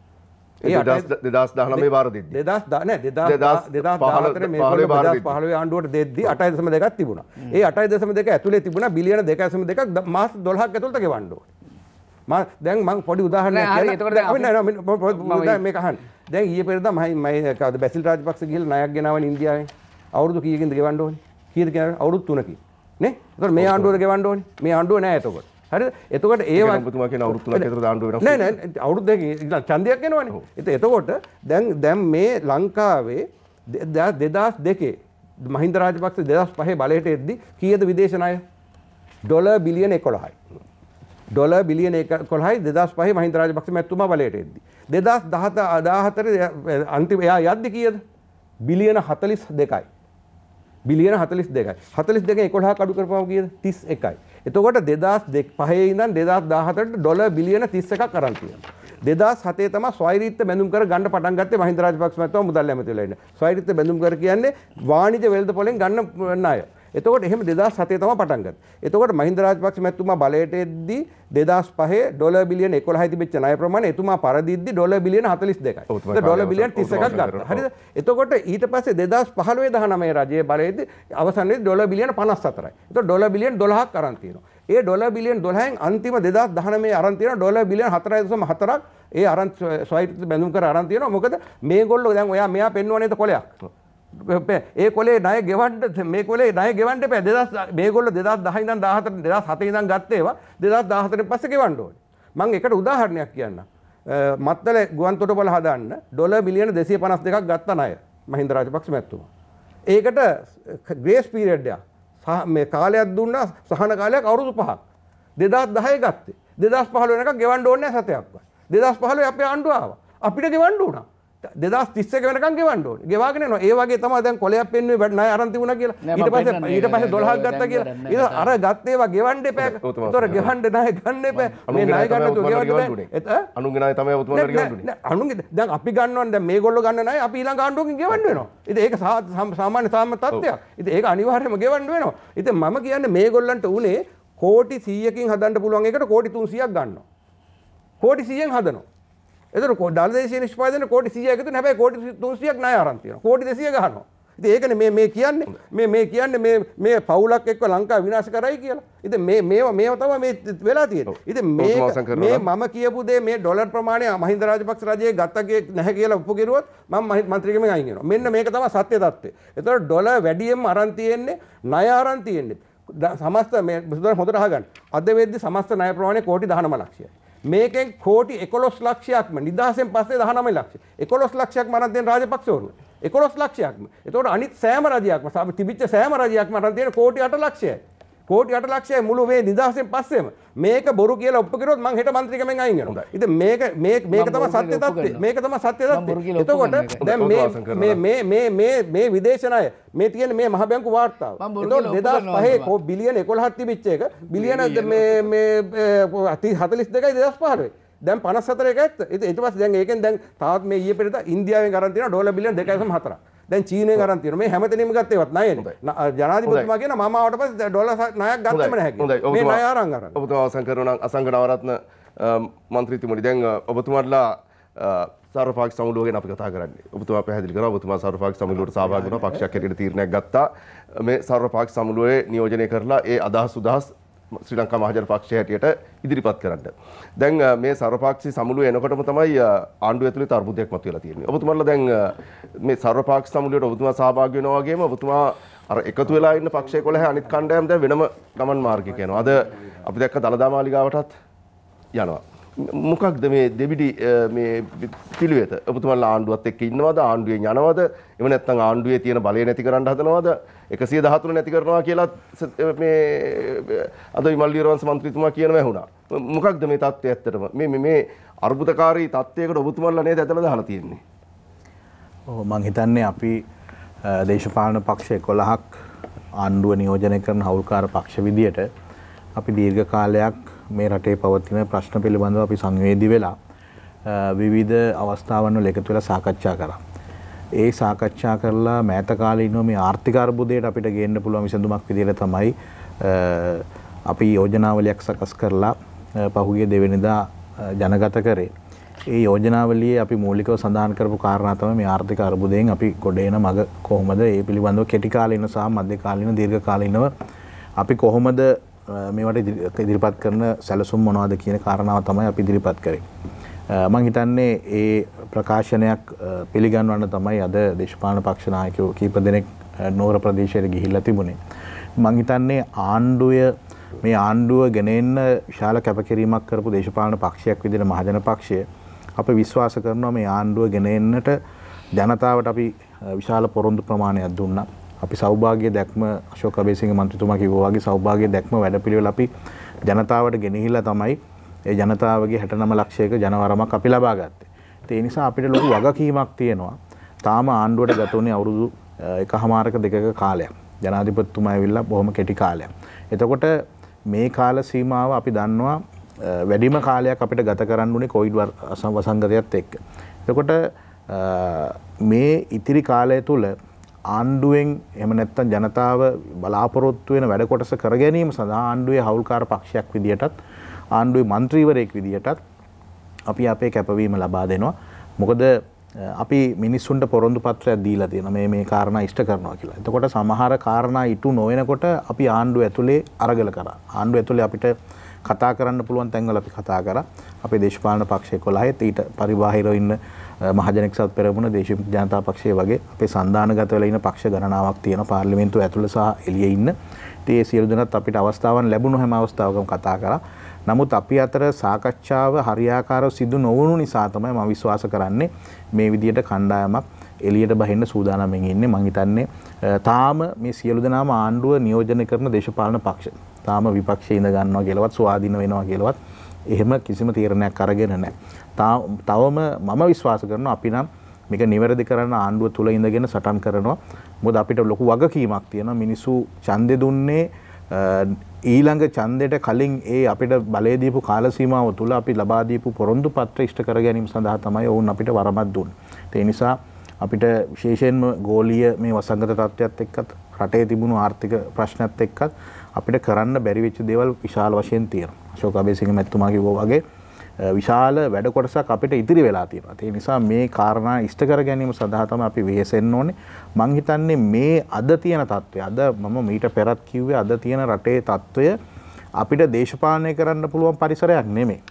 අපි පක්ෂ විදියට අපිට මැතිවරණයක් ආවහම මේ මැතිවරණයේ විවිධ අපේ අදහස් ඉදිරිපත් කරලා අපේ ප්‍රතිපත්ති ඉදිරිපත් කරලා අපිට මැතිවරණයට ගිහිල්ලා මුහුණ දෙන්න පුළුවන්. නමුත් අද රට තියෙන්නේ අපිට දේශපාලනය කරන්න පුළුවන් වටපිටාවක නෙමෙයි. අපි පක්ෂ විපක්ෂ මේ සියලු දෙනා එක තැනකට ගොනු වෙලා මේ ප්‍රශ්න වලට විසඳුම් සොයා ගැනීම තමයි අපිට අපේ න්‍යාය පත්‍රවල ප්‍රමුඛම වගකීම බවට පත් වෙලා තියෙන. මිනිස්සු අර මෙතුමන්ලා කිව්වා වගේ මිනිස්සු විශාල පීඩාවක ඉන්නේ. පෝලිං වල ගෑස් සිලින්ඩරේ ගන්න, ඒ වගේම ඉන්ධන ටික ගන්න, ගෑස් සිලින්ඩරේ ගන්න එක දවසක ටෝකන් එක ගන්න පොලිමේ ඉන්නවා, ඊළඟ දවසේ සිලින්ඩරේ ගන්න පොලිමේ ඉන්නවා. ඒ ආපුවම සිලින්ඩරේ ගන්න හැකියාවක් නැහැ. ඒ වගේ විශාල පීඩාවක් ඉන්නේ. ඒ නිසා මං හිතන්නේ මේ අර්බුදය මත දේශපාලනය කිරීම සුදුසු නැහැ කියන එක තමයි මගේ නම් අදහස.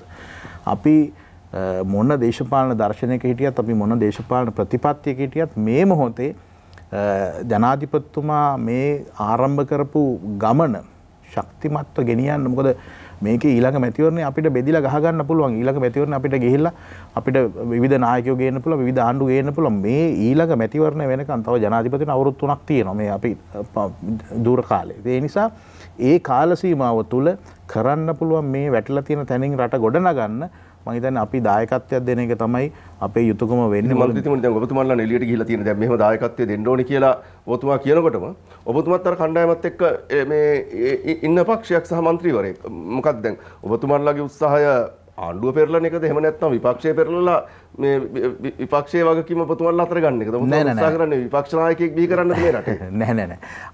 අපි ආණ්ඩුව ඇතුලේ විවිධ ප්‍රශ්න කතා කරා. මම මීට පෙර කිව්වා වගේ සමහර අවස්ථාවල අපිට කතා කරන්න පුළුවන් වුණා. සමහර අවස්ථාවල අපිට එහෙම අවස්ථාවක් ලැබුණේ නැහැ. කොහොම නමුත් මම විශ්වාස කරනවා මේ දේශපාලන පක්ෂ 11 ඇතුළෙත් නැවත ජනාධිපතිතුමත් අගමැතිතුමත් මුල් වෙලා සාකච්ඡාවක් කළ යුතුයි. එදා දවසේ ඒ ප්‍රකාශන එළි දැක්වීමත් එක්ක විමල් වීරවංශ අමාත්‍යතුමාගේ සහ උදේගම්මන්පිල අමාත්‍යතුමාගේ අමාත්‍ය ධූර ඉවත් කිරීමත් එක්ක තමයි මේ ප්‍රශ්නේ උඩදිව්වේ.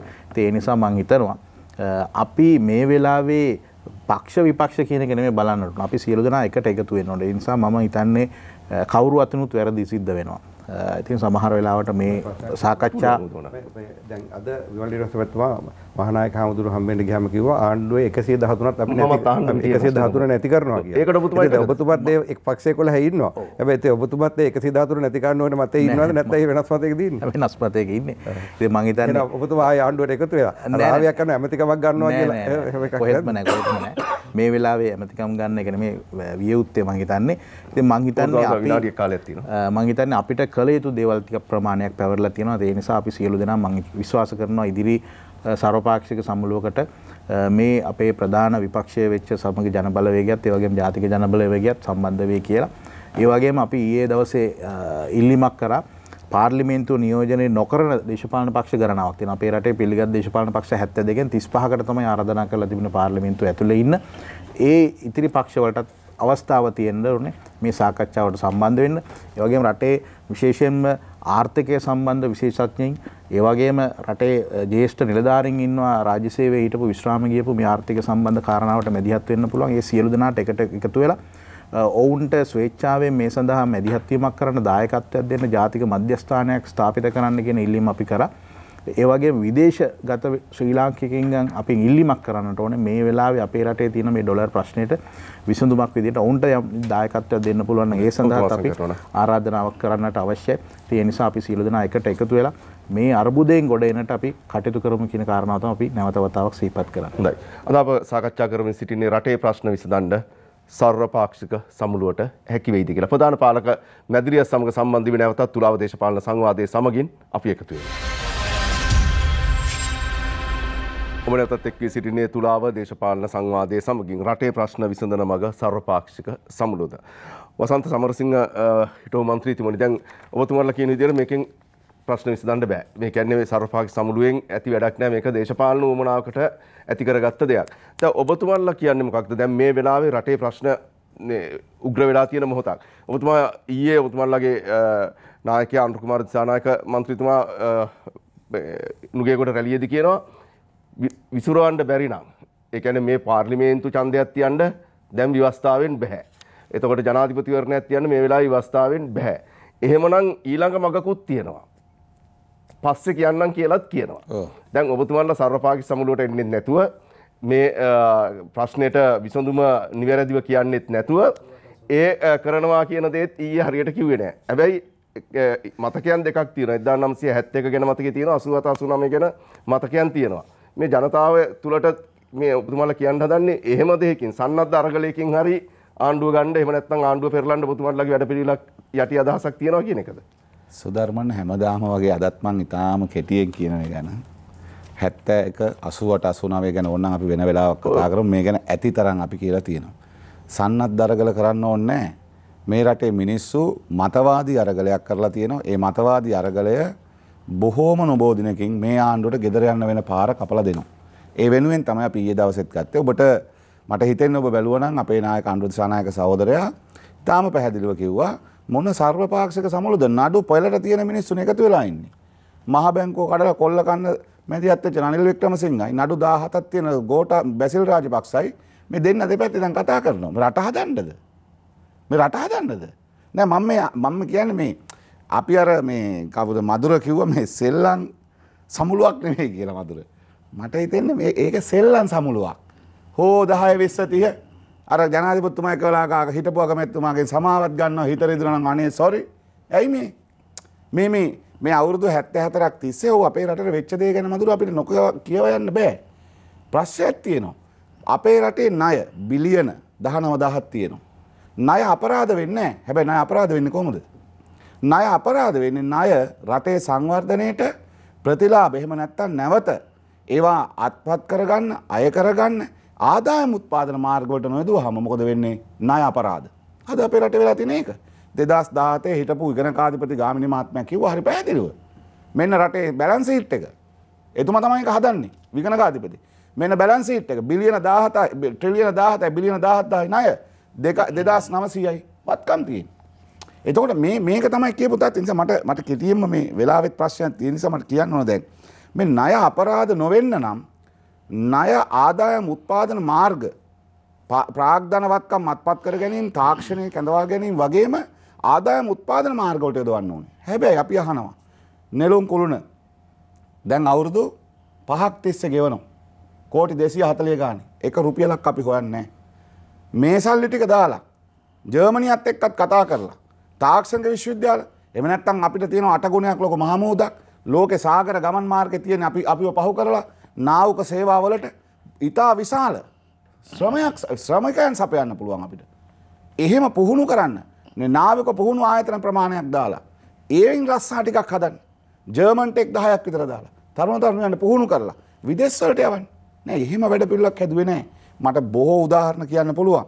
ඉතින් මට කියන්න තියෙන අර අසංක මන්ත්‍රීතුමාත් කිව්වා ආණ්ඩුව දීපු පොරොන්දු තිබුණා. ඔව්. මට තියෙන බරපතලම ප්‍රශ්නේ මම ජනාධිපතිට 3 පාරක් ලිව්වා.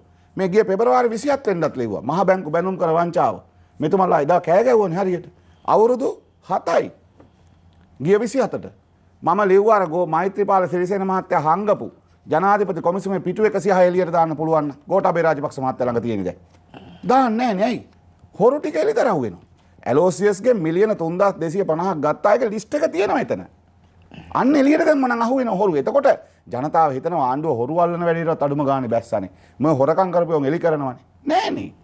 මේ මම ඔබට කියන්නම් මේ දැන් මේ සර්වපාක්ෂික සමුළු වලට ගිහලා කතා කරන්න ඕනේ. මේ මම ළඟ තියෙනවා දක්ෂිණ මේ මධ්‍යම අධිවේගී මාර්ගයට අදාළ ලේඛන සියල්ල. මේ ලේඛන සියල්ල මේ ලේඛන වල බරපතලම ප්‍රශ්න තියෙන සුධර්මන්. මේ එක ලේඛනයක්. මේ ලේඛනය ලියන ජනාධිපති ගෝඨාභය රාජපක්ෂ මහත්තයාට සමාගමක් ටෙන්ඩර් දාපු. ඒ සමාගම චීන සමාගම කියනවා අපේ ටෙන්ඩරේ රුපියල් බිලියන 210යි. අනිත් ටෙන්ඩරේ 374යි. 210 අයින් කරලා 374 ටෙන්ඩරේට දෙන්න හදනවා. මේකේ තියෙන හරි ගානටම කියලා. මේ තියෙන අපේ බිලියන 210යි 374 අනිත් ටෙන්ඩරේ. එතකොට මේ බිලියන 210 ටෙන්ඩරේ අයින් කරලා 374 දෙනවා. දැන් ප්‍රශ්නේ තියෙන්නේ මේකට බොහෝ දේවල් කියන්න හැදුවා. මේ ඉවැලුවේෂන් කමිටුවටම ආවේ නැහැ. මේක ප්‍රතික්ෂේපිතයි. මේ මම කියන්නේ තරඟකරුවෝ දෙන්නෙක් නම් ඉන්නේ එක්කෙනෙක් රිජෙක්ට් වුණා නම් තරඟකාරී මිල ගැඳවීම වල මූලික ප්‍රතිපත්තියෙන් බෙදලා තියෙන්නේ. ඒකයි තියෙන්නේ. නැවත ගැඳවන්න ඕනේ. මේ රටේ සල්ලි රට ණය කරන්නේ කිලෝමීටර් 20ට කෝටි 16400ක්. හම්බන්තොට වරායන් නෙළුම් කුළුණයි දෙකම හදන්න ගියේ කෝටි 16000යි. කිලෝමීටර් 20න් ඒක ගහන්න සැලසුම් කරනවා. දැන් මේ කිලදරව් කරාට පස්සේ මොකක්ද උනේ?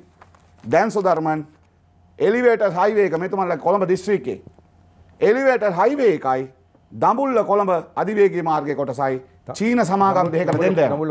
දඹුල්ල කුරුණෑගල අධිවේගී මාර්ගය දෙක අරක චීන සමාගම විරුද්ධ වීම නිසා චීන සමාගම් දෙකකට මේක මේ කොළඹ මේ ඔය මේ එලිවේටඩ් රෝඩ් එක දැන්ටමත් මේ ඒක දැන් ගිය අවුරුද්දේ පටන් ගත්තනේ ඒක මේ ඔක්කොම දීලා දැන් ආයෙත් දෙන්න දෙයක් නෑ මම ඔබට පෙන්නන්නම් ඒක දැන් දැන්ට මේ දවස්වල අපේ නගර හරහා මේක ගිවිසුම් අස්සම් කරන්නේ දැන් මధుර ඔබ පාර්ලිමේන්තුවේ ආණ්ඩු පක්ෂයේ මන්ත්‍රීවරයෙක් නෑ මම කියන්නේ මම ඒ උත්සවයට සහභාගී වුණා අගමැතිතුමා ප්‍රධානත්වයෙන් ඒ කියන්නේ ගිය අවුරුද්දේ ඒකට මූලික මේ කියන්නේ දැන්ට මේ වෙනකොට කෝට්ටේ නගරය හරහා ඒ ඉදිකිරීම කටයුතුවලදී පයිලින් මේ කියන සොයිල් ටෙස්ට් එකක් කරගෙන යන්නේ සමාගම නේ සොයිල් ටෙස්ට් එක ඔක්කොම කරන්න නැති ඒක කරන්න ඕනේ ටෙන්ඩර් අවසන් කරලා නැහැ මම ඔබට ඩොකියුමන්ට්ස් ලියලා පෙන්නනවා ඒක පළවෙනි එක මොකද්ද කරන්න යන ප්‍රශ්නේ බාර දීලා තියෙන්නේ ඒකෙත් ඒ වගේම වැඩක් කරනවා ඒක ටෙන්ඩර් එක දාපු ගානට වඩා ගාන වැඩි කරලා දෙනවා නෑ ඔබතුමා මන් දන්න අනිත් එක මේ කොළඹ මේ එලිවේටඩ් රෝඩ් එක නම් දැන් මේනට මදුර එලිවේටර් රෝඩ් එකේ සොයිල් ටෙස්ට් කරන්න නෑ නෑ දැනට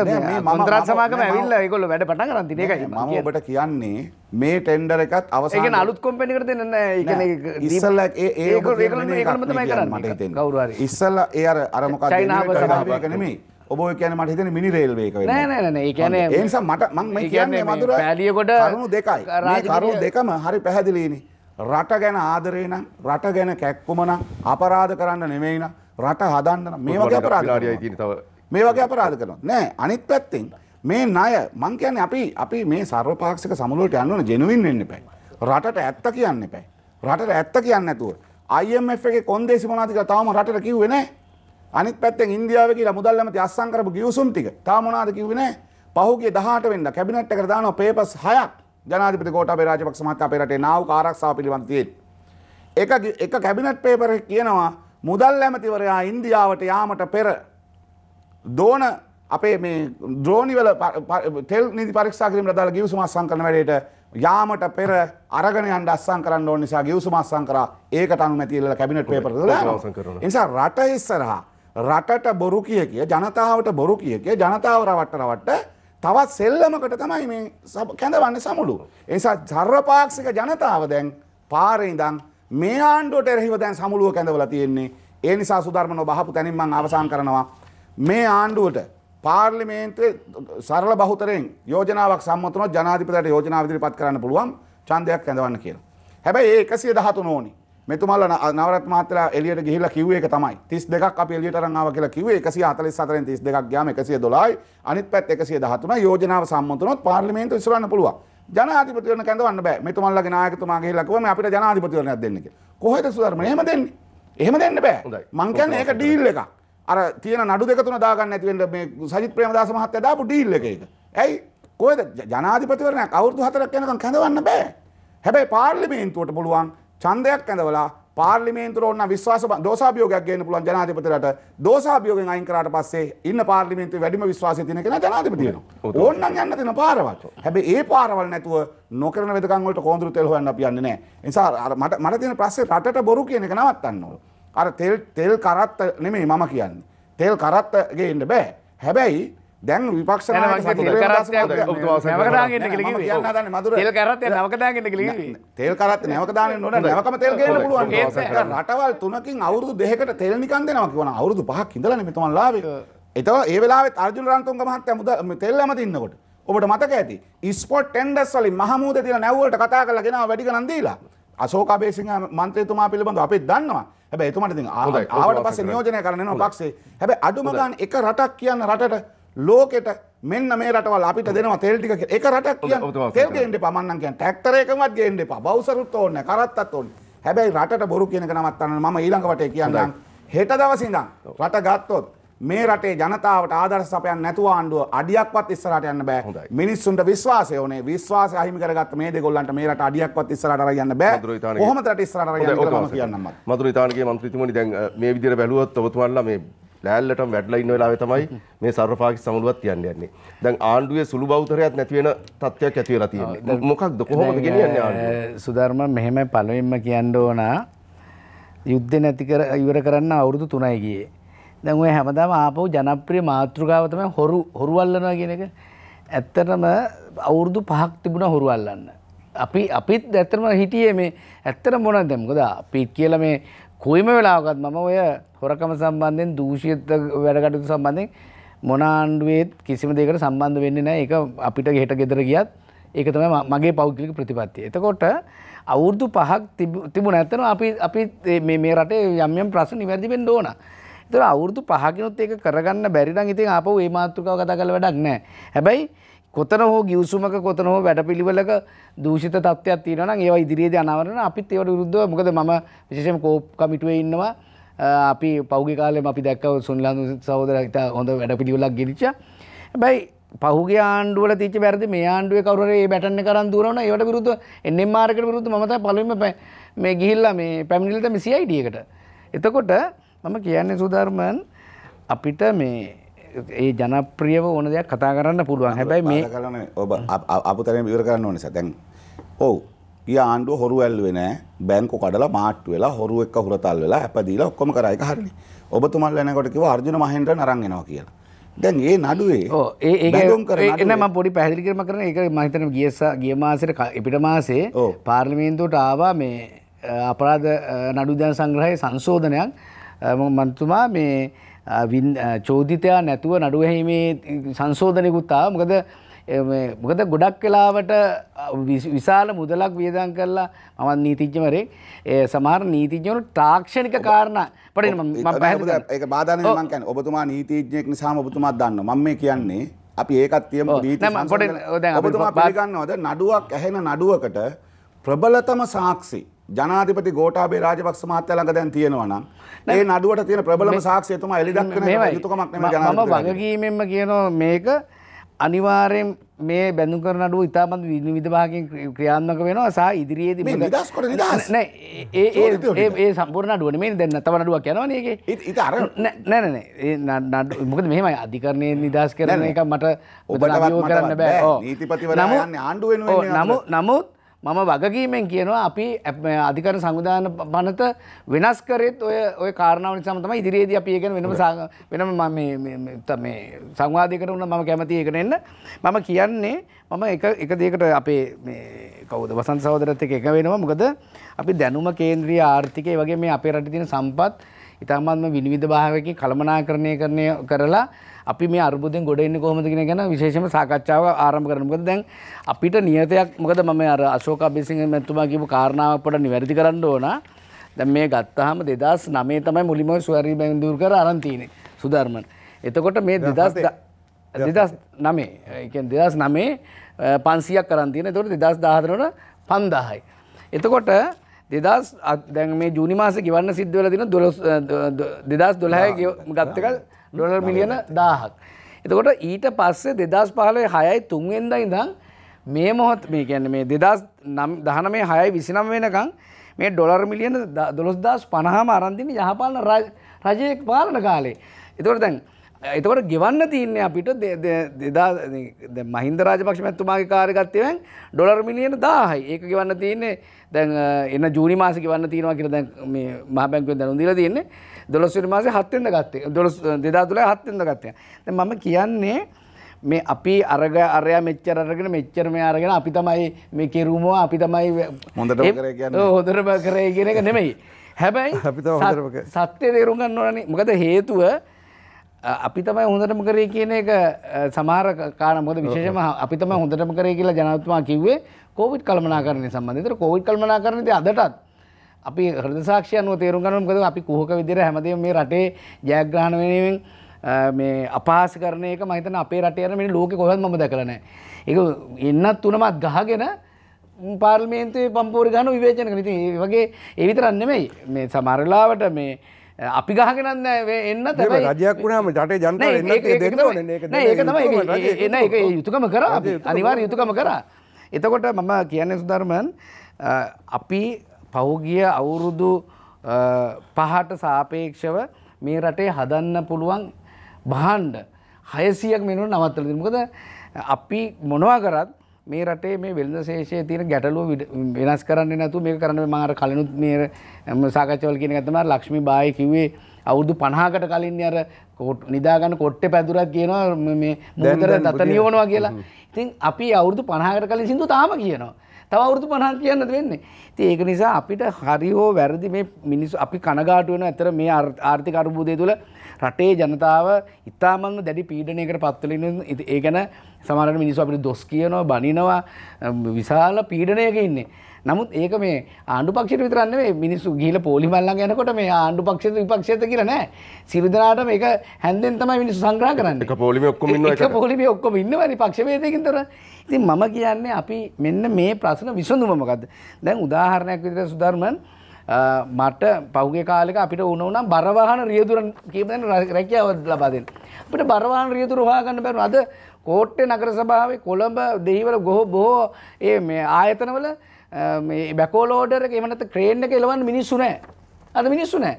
ඉතින් අපි වහාම මෙන්න මේ පඩියට එන්නේ නෑ ඒකගේ රජයේ පඩි මේකට එන්නේ නැහැ. හැබැයි ඒක OT එකක් මොකද අපි යෝජනාවක් දීලා තියෙනවා OT වැඩිපුර දෙන්න. නමුත් එහෙම පිරිස් නෑ. ඉතින් අපි කඩිනමින් මේ මිනිස්සු පුහුණු ශ්‍රමිකයන් මේ පුහුණු කිරීම අවශ්‍යයි. මොකද මගේ සම්පූර්ණ ප්‍රතිපාදන මේවරම යොමු කරලා තියෙන්නේ මම CTB චෑමන්ටත් කතා කරලා උඩාමුල ඩිපෝට කතා කරලා බරවාහන රියදුරන් පුහුණු කිරීම මගේ බලාපොරොත්තුවක් තියෙනවා. මේ වසරේදී අඩුම ගානේ ළමයි 500කට හෝ 1000කට බරවාහන මේ ලයිසන් එක ලබා දෙන්න.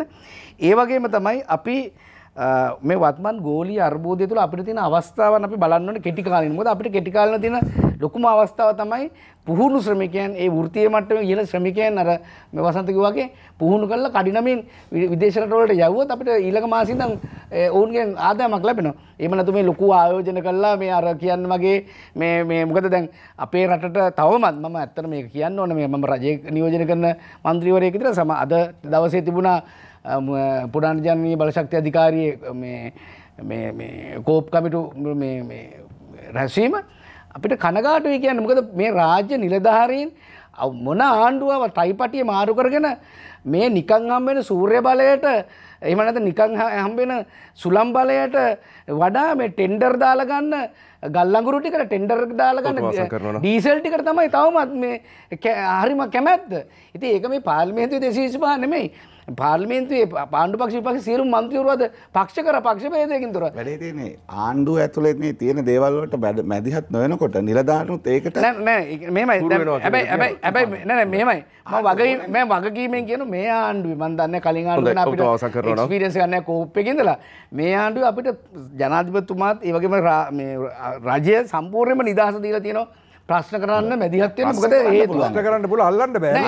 ප්‍රශ්න කරන්න පුළුවන්. අල්ලන එක නේ නිවැරදි කිරීම. දැන් මේ වන විට පුනර්ජනනීය බලශක්තිය ලබා දෙන්න අර ඔබතුමාලගේ ආණ්ඩු කාලේ අස්සම් කරන්න මේ බලපත්‍ර දීලා තියෙනවා. හැබැයි මේ අස්සම් කරලා ඒවා ඉදි කරන්න ක්‍රියාත්මක කරන්න බලය ලබා දීලා තිබුණේ. නමුත් ජනාධිපතිතුමා ඍජුව මැදිහත් වෙලා මේ වන විට මෙගාවොට් 400ක් හදන්න බලපත්‍ර ලබා දීලා දැන් මේ වෙනකොට වැඩ පටන් ගන්න තියෙනවා. ඉතින් මම කියන්නේ ඒ විදිහට අපි මෙන්න මේ ඒ කියන්නේ ඍජු තීන්දුව අරගෙන අපි රටේ ආර්ථිකයට ලොකු ශක්තියක් ලබා දෙනවා. එහෙම නැතුව අපි හැමදාම දැන් ඊයේ බැලුවත් මේ අපේ මොකද්ද බලවේගය තුළ දැන් මම කියන්න ඕන විශේෂයෙන්ම නම් මාරු කරගත්තට දැන් විවිධ නම් වලින් ආවට හැබැයි තැටිය එකයිනේ. හැබැයි අපිට ඕන මේ මහ පොළොවේ මේ වෙන විදිහට මේ අභියෝගයට යථාර්ථවාදීව වැඩ කරන්න පුළුවන් දේවල් මොනවද කියනවා. එහෙම නැතුව කතා කරන විවේචන කරන්න පුළුවන්. ඒවෙන් තව මිනිස්සු අපිව ප්‍රතික්ෂේප කරන එක විතරයි වෙන්නේ. නමුත් මිනිස්සුන්ට වැඩයි කරන්න ඕන අපි. හොඳයි.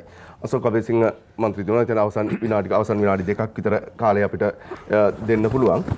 දැන් ඔබතුමා පැහැදිලිවම කියන්න පුළුවන්ද විසඳුම මොකක්ද? කෙටියෙන් ඔබතුමාට කියන්න පුළුවන්ද ඔබතුමාලා මේ වෙලාවේ සමගි ජන බලවේගීය ජනාධිපති ධූරය ඉල්ලනවා ආණ්ඩුව ඉල්ලනවා. හොඳයි ඔබතුමාලා ආණ්ඩුව ගත්තොත් ජනාධිපති ධූරය ගත්තොත් දැන් මේ වර්තමාන ඩොලර් හිඟයට විසඳුම අපි හොයලා බැලුවා ඩොලර් බිලියන 20ක්වත් අඩු ගානේ ඕනේ මේ රට යථා තත්ත්වයට පත් කරගන්න.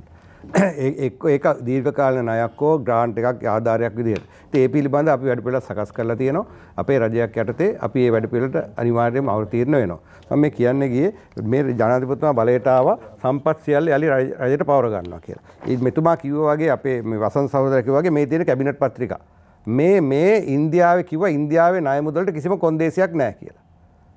එහෙම කිව්වනේ කොන්දේසියක් නැහැ කියලා මුදල් ඇමතුමා. පළවෙනිම කොන්දේසිය මොකද්ද? ඩොලර් මිලියන 1000න් 750ක් ඉන්දියාවෙම බඩු ගන්න ඕනේ. ඒ කොන්දේසියක් නෙමෙයිද? වෙන කොහෙන්වත් බඩු ගන්න බෑ. ඉන්දියාවෙම ගන්න ඒකම කොන්දේසියක් නේ. ඉතින් මේ ගිවිසුම අත්සන් කරලා ගිහිල්ලා කැබිනට් මණ්ඩලයට දාලා තියෙන ඒවා. මේ ඉන්දියාවට මේ දෙන්න ඩොලර් පිදේනි තමයි මේ කැබිනට් පත්‍රිකා. ඉතින් මේ වගේ විශාල වශයෙන් මේ බොරු කියමින් තමයි මේ රටේ ජනතාව රවට්ටමින් යන්නේ. මම මේ දැක්කා මේ අද පෝස්ට් එකක් මේ Facebook එකේ. අපේ අයියට රජා කියලා අයියව තොපි ඇන්දුවා. මෙලොව හසරක් දන්නේ නැති මට විරුවා කියලා ඇන්දුවා. මල්ලි මෝඩයි කියා දැන මොළ හතක් යයි ඇන්දුවා. මේ මිනිස්සු කියන තාතා මේ අපි කැමති නැහැ මේ රටේ ජනාධිපතිට අගමැතිට මුදල් ඇමතිලාට මෙහෙම කියනවාට. හැබැයි මේ තත්ත්වෙට ආණ්ඩුව වැඩිලා තියෙනවානේ. ඉතින් මේක තමයි තත්ත්වය. ඉතින් අපි කියන්නේ මේ රටේ ආණ්ඩුව බලයටපත් උනේ සෞභාග්‍ය දැක්කම ඉදිරිපත් කරලා සෞභාග්‍යයක් ඇති කරනවා කියලා. දැන් රටේ සෞභාග්‍ය මොකක්ද තියෙන්නේ? අපි මේ සුධර්මන් කවදාකවත් මේ රටේ ජනතාව මුන්ට හෙන ගහන්න ඕනේ කියලා තියෙනවද? දැන් පෝලිංග් වල ඉඳලා කියන්නේ අපේ අත කපන්න ඕනේ අපිට ඡන්දෙ දුන්නට කියලා කියනවනේ. මම දැක්ක හම්බන්තොටම රන්නේ පෙට්‍රල් ෂෙඩ් එක ළඟ ඉඳන් කියන මුන් හැඳි ගෑවිලා යන්න ඕනේ කියලා. ඉතින් මන් දන්නේ මෙන්න මේවද කොහෙද මිනිස්සු ඔහොම කියද්දි මේ වෙන ඉඳ ඒක අපිටත් බලපානවා. අපි රටේ පුරවැසියෝනේ. මේ රටේ පාලකයෙක් ආපුවා මේ පාලකයා ධර්මිෂ්ඨ වුණොත් තමයි රටත් ධර්මිෂ්ඨ වෙන්නේ. ඉතින් පාලකයා අධර්මිෂ්ඨ හින්දාද මන් දන්නේ. මම නම් දකින්නේ අහිංසක මිනිසුන්ගේ ලේ වලින් බලයටපත් වුණාම සාපයක් වෙනවා. මේක තමයි මේ සාපේ ඉඳ කරුණා කරලා දැන් කරන්න පුළුවන් කෙනෙකුට මේක දීලා යන්න. හොඳයි. අසංක නවරත්න මන්ත්‍රීතුමනි. දැන් මේ කියන විදියට අර ජනතාව කියනවා කියන කතන්දරේ ඔබතුමාලත් දැන් කියනවාද ඡන්දෙ දුන්නට අත කපා ගන්න වෙනවා කියලා. ඔබතුමාලත් වැරද්දක් කරා කියලාද ඔබතුමාලා හිතන්නේ? ඇයි ආණ්ඩුව හදාගෙන යන්නේ නැතුව ආණ්ඩුව පෙරලන්න මේ වගේ විප්ලවකාරී වැඩකට අත ගහලා තියෙන්නේ? මම කලිනුත් කිව්වා ආණ්ඩුව පෙරලන විප්ලවකාරී වැඩක නැහැ. මම හිතන්නේ මහජන පක්ෂය හැටියට ශ්‍රී ලංකා මහජන පක්ෂය හැටියට මහජන පක්ෂ විදියට නැහැ. මම හිතන්නේ අපි මේ අර්බුදයට අපි පක්ෂ විපක්ෂ මේ ආණ්ඩු බලය හිටපු සියලු දෙනා අඩු වැඩි වශයෙන් වග කියන්නට ඕන. මං හිතන්නේ දැන් අපි එකිනෙකා බෙදිලා විවේචනය කරගන්න ඔබේ ආණ්ඩුව මෙච්චරක් කරා අපේ ආණ්ඩුව මෙහෙම කරා ඔබේ ආණ්ඩුව මෙච්චර ණය ගත්තයි මේකෙන් මොනවද වුනේ කියලා එහෙම විවාදයකට යන එක නෙමෙයි මේ වෙලාවේ කළ යුත්තේ. මම හිතන්නේ මේ තියෙන ප්‍රශ්නෙට අපි විසඳුම් හොයන්නට ඕන. විශේෂයෙන්ම රට තුළ නිෂ්පාදනය වැඩි කිරීම තමයි අපි මේ අවුරුද්දේ මූලික කරගෙන තිබුණේ. නමුත් අවාසනාවකට මේ අර්බුදය උත්සන්න වුණා. ඉතින් මම හිතන්නේ රටේ නිෂ්පාදකයින්ට අත දීම සඳහා අපි කටයුතු කරන්න ඕනේ. ඒ වගේම අපේ මధుර විතානගේ මන්ත්‍රීතුමා කිව්වා වගේ විශාල වශයෙන් රාජ්‍ය නිලධාරීන්ගේ වෙන අකටයුතුකම් තමයි හුඟක් වෙලාවට මේ දේශපාලඥ අපිට පැටවිලා තියෙන්නේ. ඒ නිසා රාජ්‍ය නිලධාරීන්ගේ සහයෝගය අත්‍යවශ්‍ය වෙනවා මේ මොහොතේ. මොකද අපි තීන්දුව తీරන ගත්තට ක්‍රියාත්මක කිරීමේදී ඔවුන්ගේ සහයෝගය අවශ්‍ය වෙනවා. ඒ වගේම විශේෂයෙන්ම මහජනතාවට අපි මේ වැඩේට අවංකව බැහැලා ඉන්නවා කියන කාරණාව ඒත්තු ගන්නට අවශ්‍යයි. ජනාධිපතිතුමාගේ ඉඳලා අමාත්‍ය මණ්ඩලයේ ඉඳලා සියලුම ඉහළ ජ්‍යෙෂ්ඨ නිලධාරීන්ගේ ඉඳලා මේ කටයුත්තට අවංකව බැහැලා ඉන්නවා. ඒ වෙනුවෙන් අපි අවංකව පෙනී හිටිනවා. ඒ වෙනුවෙන් අවංකව කැප වෙනවා කියන කාරණාව ඒත්තු ගැන්වීමෙන් අපිට මේ ගමන ශක්තිමත්ව යන්න පුළුවන්. මිනිස්සු කැපකිරීමක් කරන්න සූදානම්ෙන් ඉන්නවා. මේ අර්බුදයෙන් ගොඩ නැගෙන්න ගොඩ ගන්නට සියලු දෙනා උදව් කරන්න සූදානම්ෙන් ඉන්නවා. විශේෂයෙන්ම ඉතින් ඒ නිසා අපි අවංකව මේ කටයුත්තට මැදිහත් වෙන්නට අවශ්‍යයි. මම හිතන්නේ අපි දේශපාලන පක්ෂ විදිහට ඒ සඳහා සහයෝගය ලබා දෙන්නේ අවංකව. ඉතින් අපි ජනාධිපතිතුමාට ඉල්ලීම් කරා වගේම අපි ඉදිරි කාලය තුල අපිට කරන්න පුළුවන් උපරිම කැපවීම කරනවා. විශේෂයෙන්ම රටේ මෙතුම සඳහන් කරා වගේ රට තුල නිෂ්පාදනය වැඩි කරගත්තේ නැත්නම් අපිට මේ අර්බුදය තව දුරටත් උත්සන්න වෙනවා. ඒ නිසා වර්තමානයේ අපි තෝරා ගන්නට ඕනේ අපි කෙටි කාලිනව ගන්න ඕනේ ක්‍රියාමාර්ග මොනවද? දීර්ඝ කාලිනව ගන්න ඕනේ ක්‍රියාමාර්ග මොනවද කියලා. ඒ නිසා ඒක හරියට තෝරා බේරාගෙන තාම ඉක්මනින් ජනතාවගේ ප්‍රශ්න විසඳීම සඳහා අපි කැප වෙන්නට අවශ්‍යයි. ඒ වෙනුවෙන් අපි කොන්දේසි රහිතව මේ වෙලාවේ මේ සර්වපාක්ෂික සමුළුව හරහා අපිට කරගන්න තියෙන වැඩ කටයුතු ටික කරගමු කියන ආරාධනාව තමයි අපි කරන්නේ. වසන්ත සමරසිංහ මන්ත්‍රීතුමනි දැන් ඔබතුමාලා ජාතික ජනබලවේගය හැටියට ඔබතුමාලා ඉක්මන් ඡන්දයක් වගේම ඉක්මන් ආණ්ඩුවක් ගැන කියද්දී ඔබතුමාලාගේ මේ බලවේගය නියෝජනය කරන මන්ත්‍රීතුමිය හරණි අමරසූරිය මන්ත්‍රීතුමිය පැහැදිලිව අපි ගත්තත් ශනිකවම මේක කරන්න බෑ අපිටත් කාලයක් ඕනි කියලා එතුමියත් පැහැදිලි කරලා තියෙනවා. මේක මේ ප්‍රශ්නේ ශනිකව විසඳන්න ලේසි පහසු කාර්යයක් නෙවෙයි කියලා කියනවා. දැන් ඔබතුමාට ඉතා කෙටි විනාඩි 2ක වෙනි කාලයකදී කියන්න පුළුවන්ද කොහොමද මේක ශනිකව විසඳන්නේ? ශනිකව කියලා හරිනි ડોક્ટર හරිනි අමරසූරිය මන්ත්‍රීතුමිය කිව්වේ අදාරන් හෙට මේක බලාපොරොත්තු වෙන්න එපා කියන එක. හැබැයි රජයක් හැටියට ජනතාවට ඇත්ත කියලා රජයේ පැත්තෙන් ගත යුතු පියවරයන් විශාල ප්‍රමාණයක් තියෙනවා. ඒ ආදර්ශයන් ටික සපයන්න පුළුවන් නම් ජනතාව මේකේ විශ්වාසය තහවුරු කරගන්නවා. මම කිව්වේකනේ ආණ්ඩුව තක තීරණ දෙයක් ගත්ත එකක් පොහොර ප්‍රශ්නේ. අද මොකද වෙලා තියෙන්නේ? පොහොර 25000යි. මේ මහ කන්න 140ක් විහිස්සන්න වැඩි ලබන කන්නේ ගොවිතැන් කරන්න පොහොර ටික නැතුනොත් මේ මතක තියාගන්න සුධර්මන් මේ කාටවත් ගෙවල් වල ඉන්න හම්බෙන්නේ නැහැ. ඒ ප්‍රශ්නේ තියෙනවා. ඒ නිසා පොහොර ගෙනත් දෙන්න ඕනේ කඩිනමින් යල් කන්නටවත් අඩුම ගානේ නැත්තම් බත් කන්න වෙන්නේ අපේ රටේ මිනිස්සුන්. දෙවෙනි කාරණේ. ඒ තීරණ දැන් කඩිනමින් ගන්න ඕනේ. ඒවට මැදිහත් වෙන්න ඕනේ. ඊළඟ කාරණය දැන් ආණ්ඩුව ගත්ත ඩොලරේ අල්ලන් ඉන්න තීරණේ. ඩොලරේ අල්ලන්න කලින් කල්පනා කරන්න අතාරින්න යනකොට අපි මුණ දෙන ප්‍රශ්නයක්. අද බැංකු පද්ධතියම අර්බුදයට යව සෙන්ට්‍රල් බැංක්. ඇයි? බැංකු වල තිබිච්ච සල්ලි ටික ගෙනල්ලා දුන්න අඩුවට. දැන් 200. අද පටන් ගන්නකොට තිබ්බේ ඩොලර් බිලියන 6.5යි. අපි රටේ මේ ගෙවන්න තිබිච්ච ට්‍රිලියන 6.5යි තිබුණේ රුපියල් විදේශ ණය ප්‍රමාණය. තව විනාඩි කාලෙක. විදේශ ණය ට්‍රිලියන නැත්තම් කෝටි ලක්ෂ 6.5යි තිබුණේ. හැබැයි ඒක අද 9.5 දක්වා වැඩින ඩොලරක මෙහෙම වැඩි වුණා. දැන් කවුද මේකට වක් කියන්න ඕනේ? මොළ හතේ මුදල් ඇමති ගෙනල්ලා අර මහ බැංකු අධිපති කබ්‍රාල් එක ගහපු ගේමට අද රටේ මිනිස්සු වන්දි ගෙවනවා. නිසා අපි ඊටාම කෙටියෙන් විසඳුම් අහනවනේ. ඔව් හෙට ගත්තත් කරන්න ඕනේ. පාර්ලිමේන්තු මන්ත්‍රීවරුන්ගේ විශ්‍රාම වැටුප් කප්පාදු කරන්න ඕනේ. ජන ඇමතිවරුන්ගේ ලයිට් බිල් ලක්ෂ 1 ලක්ෂ ගණන් ගෙව ඉන්න එක නවත්තලා එළියට දාන්න ඕනේ ගෙවල් වලින්. ඒව නඩත්තු කරන එක නවත්තන්න ඕනේ. ජනාධිපති මන්දිර 9ක් නඩත්තු කරන රට වටේ. නඩත්තු කරන එක නවත්තන්න ඕනේ. ජනාධිපතිවරු හිටපු ජනාධිපතිවරු 4 දෙනෙක් ලැජ්ජයි. තවත් රටේ මිනිස්සුන්ගෙන් කකා ඉන්නේ. තවත් රටේ මිනිස්සුන්ගෙන් කකා ඉන්නේ ලැජ්ජයි. යන්න ඕනේ එළියට. බහැලා කියන්න රයිට් අපි අපේ ගෙවල් වල ඉන්නම්. එපා නඩත්තු කරන්න. මෙහෙම කරපුවා මිනිස්සුන්ට හැදෙන විශ්වාසයක්. ඒ විතරක් නෙමෙයි අර ගොන් තීරණ ගත්තේවට සමාව ගන්න අරන් කියන්නේ විදේශ වල ඉන්න ශ්‍රී ලංකාව අපිට උදව් කරන්නේ ළඟම ඉන්න මිනිස්සු මේ මොහොතේ රටපත් වෙලා තියෙන තත්ත්වය මේක අපිට උදව් කරන්න සල්ලි නිකන් එපා ඔබ එවූ මුදල් ටික ඔබ රටට එවන්න ඒ වගේම ඔබ තවත් ඔබට හැකි වැඩි ප්‍රමාණයක් එවන්න අපිට ඩොලර් බිලියන 4ක් හොයාගත්තොත් වැඩිපුර 4ක් හොයාගත්තොත් අපේ ප්‍රශ්න අපිට කල්පනාකරණය කරන්න පුළුවන් හැබැයි ඒ සඳහා දේශපාලඥයාගේ සිට ආදර්ශ සැපයුවේ නැත්තම් රටේ මිනිස්සු විශ්වාස කරන්නේ නැහැ. ඒ නිසා තමයි ජාතික ජන බලවේගය හැටියට අපි කියන්නේ මේ රට හදන්න පුළුවන් රටක්. මේ රට හදන්න නම් හොරකම වංචාව දූෂණය නාස්තිය නවත්තලා මේ රට හදන්න කරන විශ්වාසය සහ ආදර්ශය සපයන්න පුළුවන් එකම දේශපාලන ව්‍යාපාරය ජාතික ජන බලවේගය. අපි ජනතාවට ආරාධනා කරන්නේ දැන් ඇති මේ රට හදන වැඩපිළිවෙලත් එක්ක අත්වැල් බැඳ ගන්න 74ක් රැවටුණු ගමනේම තවදුරට ගියා කියලා මේක ගොඩ දාන්න මේගොල්ලන්ට වැඩපිළිවෙලක් නැහැ කියන එක තාම පැහැදිලි කියන එක තමයි අපි කියන්නේ. හොඳයි මధుර විතානගේ මන්ත්‍රීතුමා අවසාන වශයෙන් දැන් ඔබතුමාගේ බලාපොරොත්තුවක් තියෙනවා සර්වපාක්ෂික සමුළුවෙන් යමක් රටට වෙයි කියලා. මේ ප්‍රශ්නයට විසඳුම් ගේන්න හැකියාවක් ලැබෙයි කියලා. ඔබතුමාට ඉතා කෙටියෙන් කියන්න පුළුවන්ද විනාඩි 2ක කාලයක් ඇතුළත මේ ප්‍රශ්න ටික විසඳගෙන මොන ආකාරයෙන්ද ඔබතුමාලා මේ රටේ ජනතාවට අර සෞභාග්‍ය දැක්ම සෞභාග්‍යයක් විදියට දෙන්න උත්සාහ කරන්න කියලා. ඔය විනාඩි 2කින් කියනවා කියන ලොකු අභියෝගයක්. නමුත් සුධර්ම මම කියන්න කැමතියි මම පාර්ලිමේන්තු මන්ත්‍රීවරයෙක් විදියට 2020 අගෝස්තු මාසේ මම ලිඛිතව ලබා දීලා තියෙනවා ජනාධිපතිතුමාට මගේ වාහන බලපත්‍රය මට එපා. ඒ වගේ මම මේ වන විටත් මගේ ආරක්ෂක නිලධාරි මණ්ඩල වශයෙන් ලැබෙන ඒ කවුරුත් භාවිතා කරන්නේ නැහැ. මම කියන්නේ දැන් මගේ මට පුළුවන් ආදර්ශය දීලා තියෙනවා. ඒ වගේම ගොඩක් අය අපේ ආණ්ඩු පක්ෂයේ වගේ ලොකු කැපවීම් කරලා තියෙනවා. ඒ වගේ දැන් මේ වන විටත් මම හිතන්නේ කිසිම 225ටම බලපත්‍ර දැන්ට ලබා දීලත් නැහැ. ඒ වගේ සාමාන්‍යයෙන් දනු විදිහට ඉල්ලලත් නැහැ කවුරුත්. මොකද මේ රටේ ජනතාවට වාහන ගෙන්නන්න දෙන්නේ නැහැ. ඒ වගේ ලොකු පීඩනයක් වෙලා මන්ත්‍රීවරු කවුරුත් පක්ෂ කවුරුත් ඒ ගැන උනන්දුවක් වෙලා නැහැ. මම ඒක ලබා ගන්න නැහැ කියලා ලිඛිතව දැනුම් දීලා තිනවා.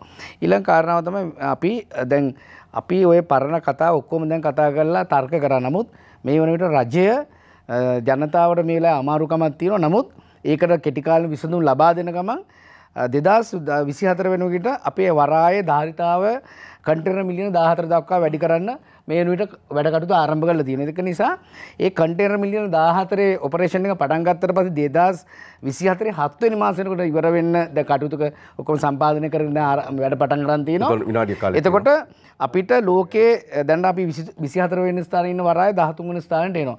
ඒ වගේම බලශක්ති අර්බුදයට මේ වෙනකොට විසඳුම් ලබා දීලා තියෙනවා. දැන් ආරම්භ කරලා තියෙනවා. අද දවසේ එක කෝප් කමිටුවේදී තිළිදරව් කරා. ඒ අදාළ නිලධාරීන් ඇවිල්ලා. ඒ වගේම දැනුම කේන්ද්‍රීය ආර්ථිකයකට අවශ්‍ය සියලුම ලයිට් කපනවනේ. වැඩ නෑ ලයිට් කපන එක හරි. ඉතින් දැන් නමුත් මේ අර කිව්වා වගේ දැන් මේ පර්මිට් එක දුන්න හැටි ඒක තමයි ඉතින් ඔය දැන් අපේ මම හිතන්නේ මේ මොකක් හරි ට්‍රැක් පැනලා තියෙන්නේ මේකේ මේ බලවේගය. ඊළඟට මම විශේෂයෙන්ම කියන්න කැමතියි සුධර්මන් මෙතෙක් කල් අපේ රට සේලයින් ගෙනාවේ පිට රටින්. නමුත් මේ වෙනකොට සේලයින් නිෂ්පාදනය කරන කර්මාන්ත ශාලාවක් හදලා තියෙනවා. ඒ වගේම සේලයින් බෝතලේ එල්ලන කොක්කත් ගෙනාවේ රටින්.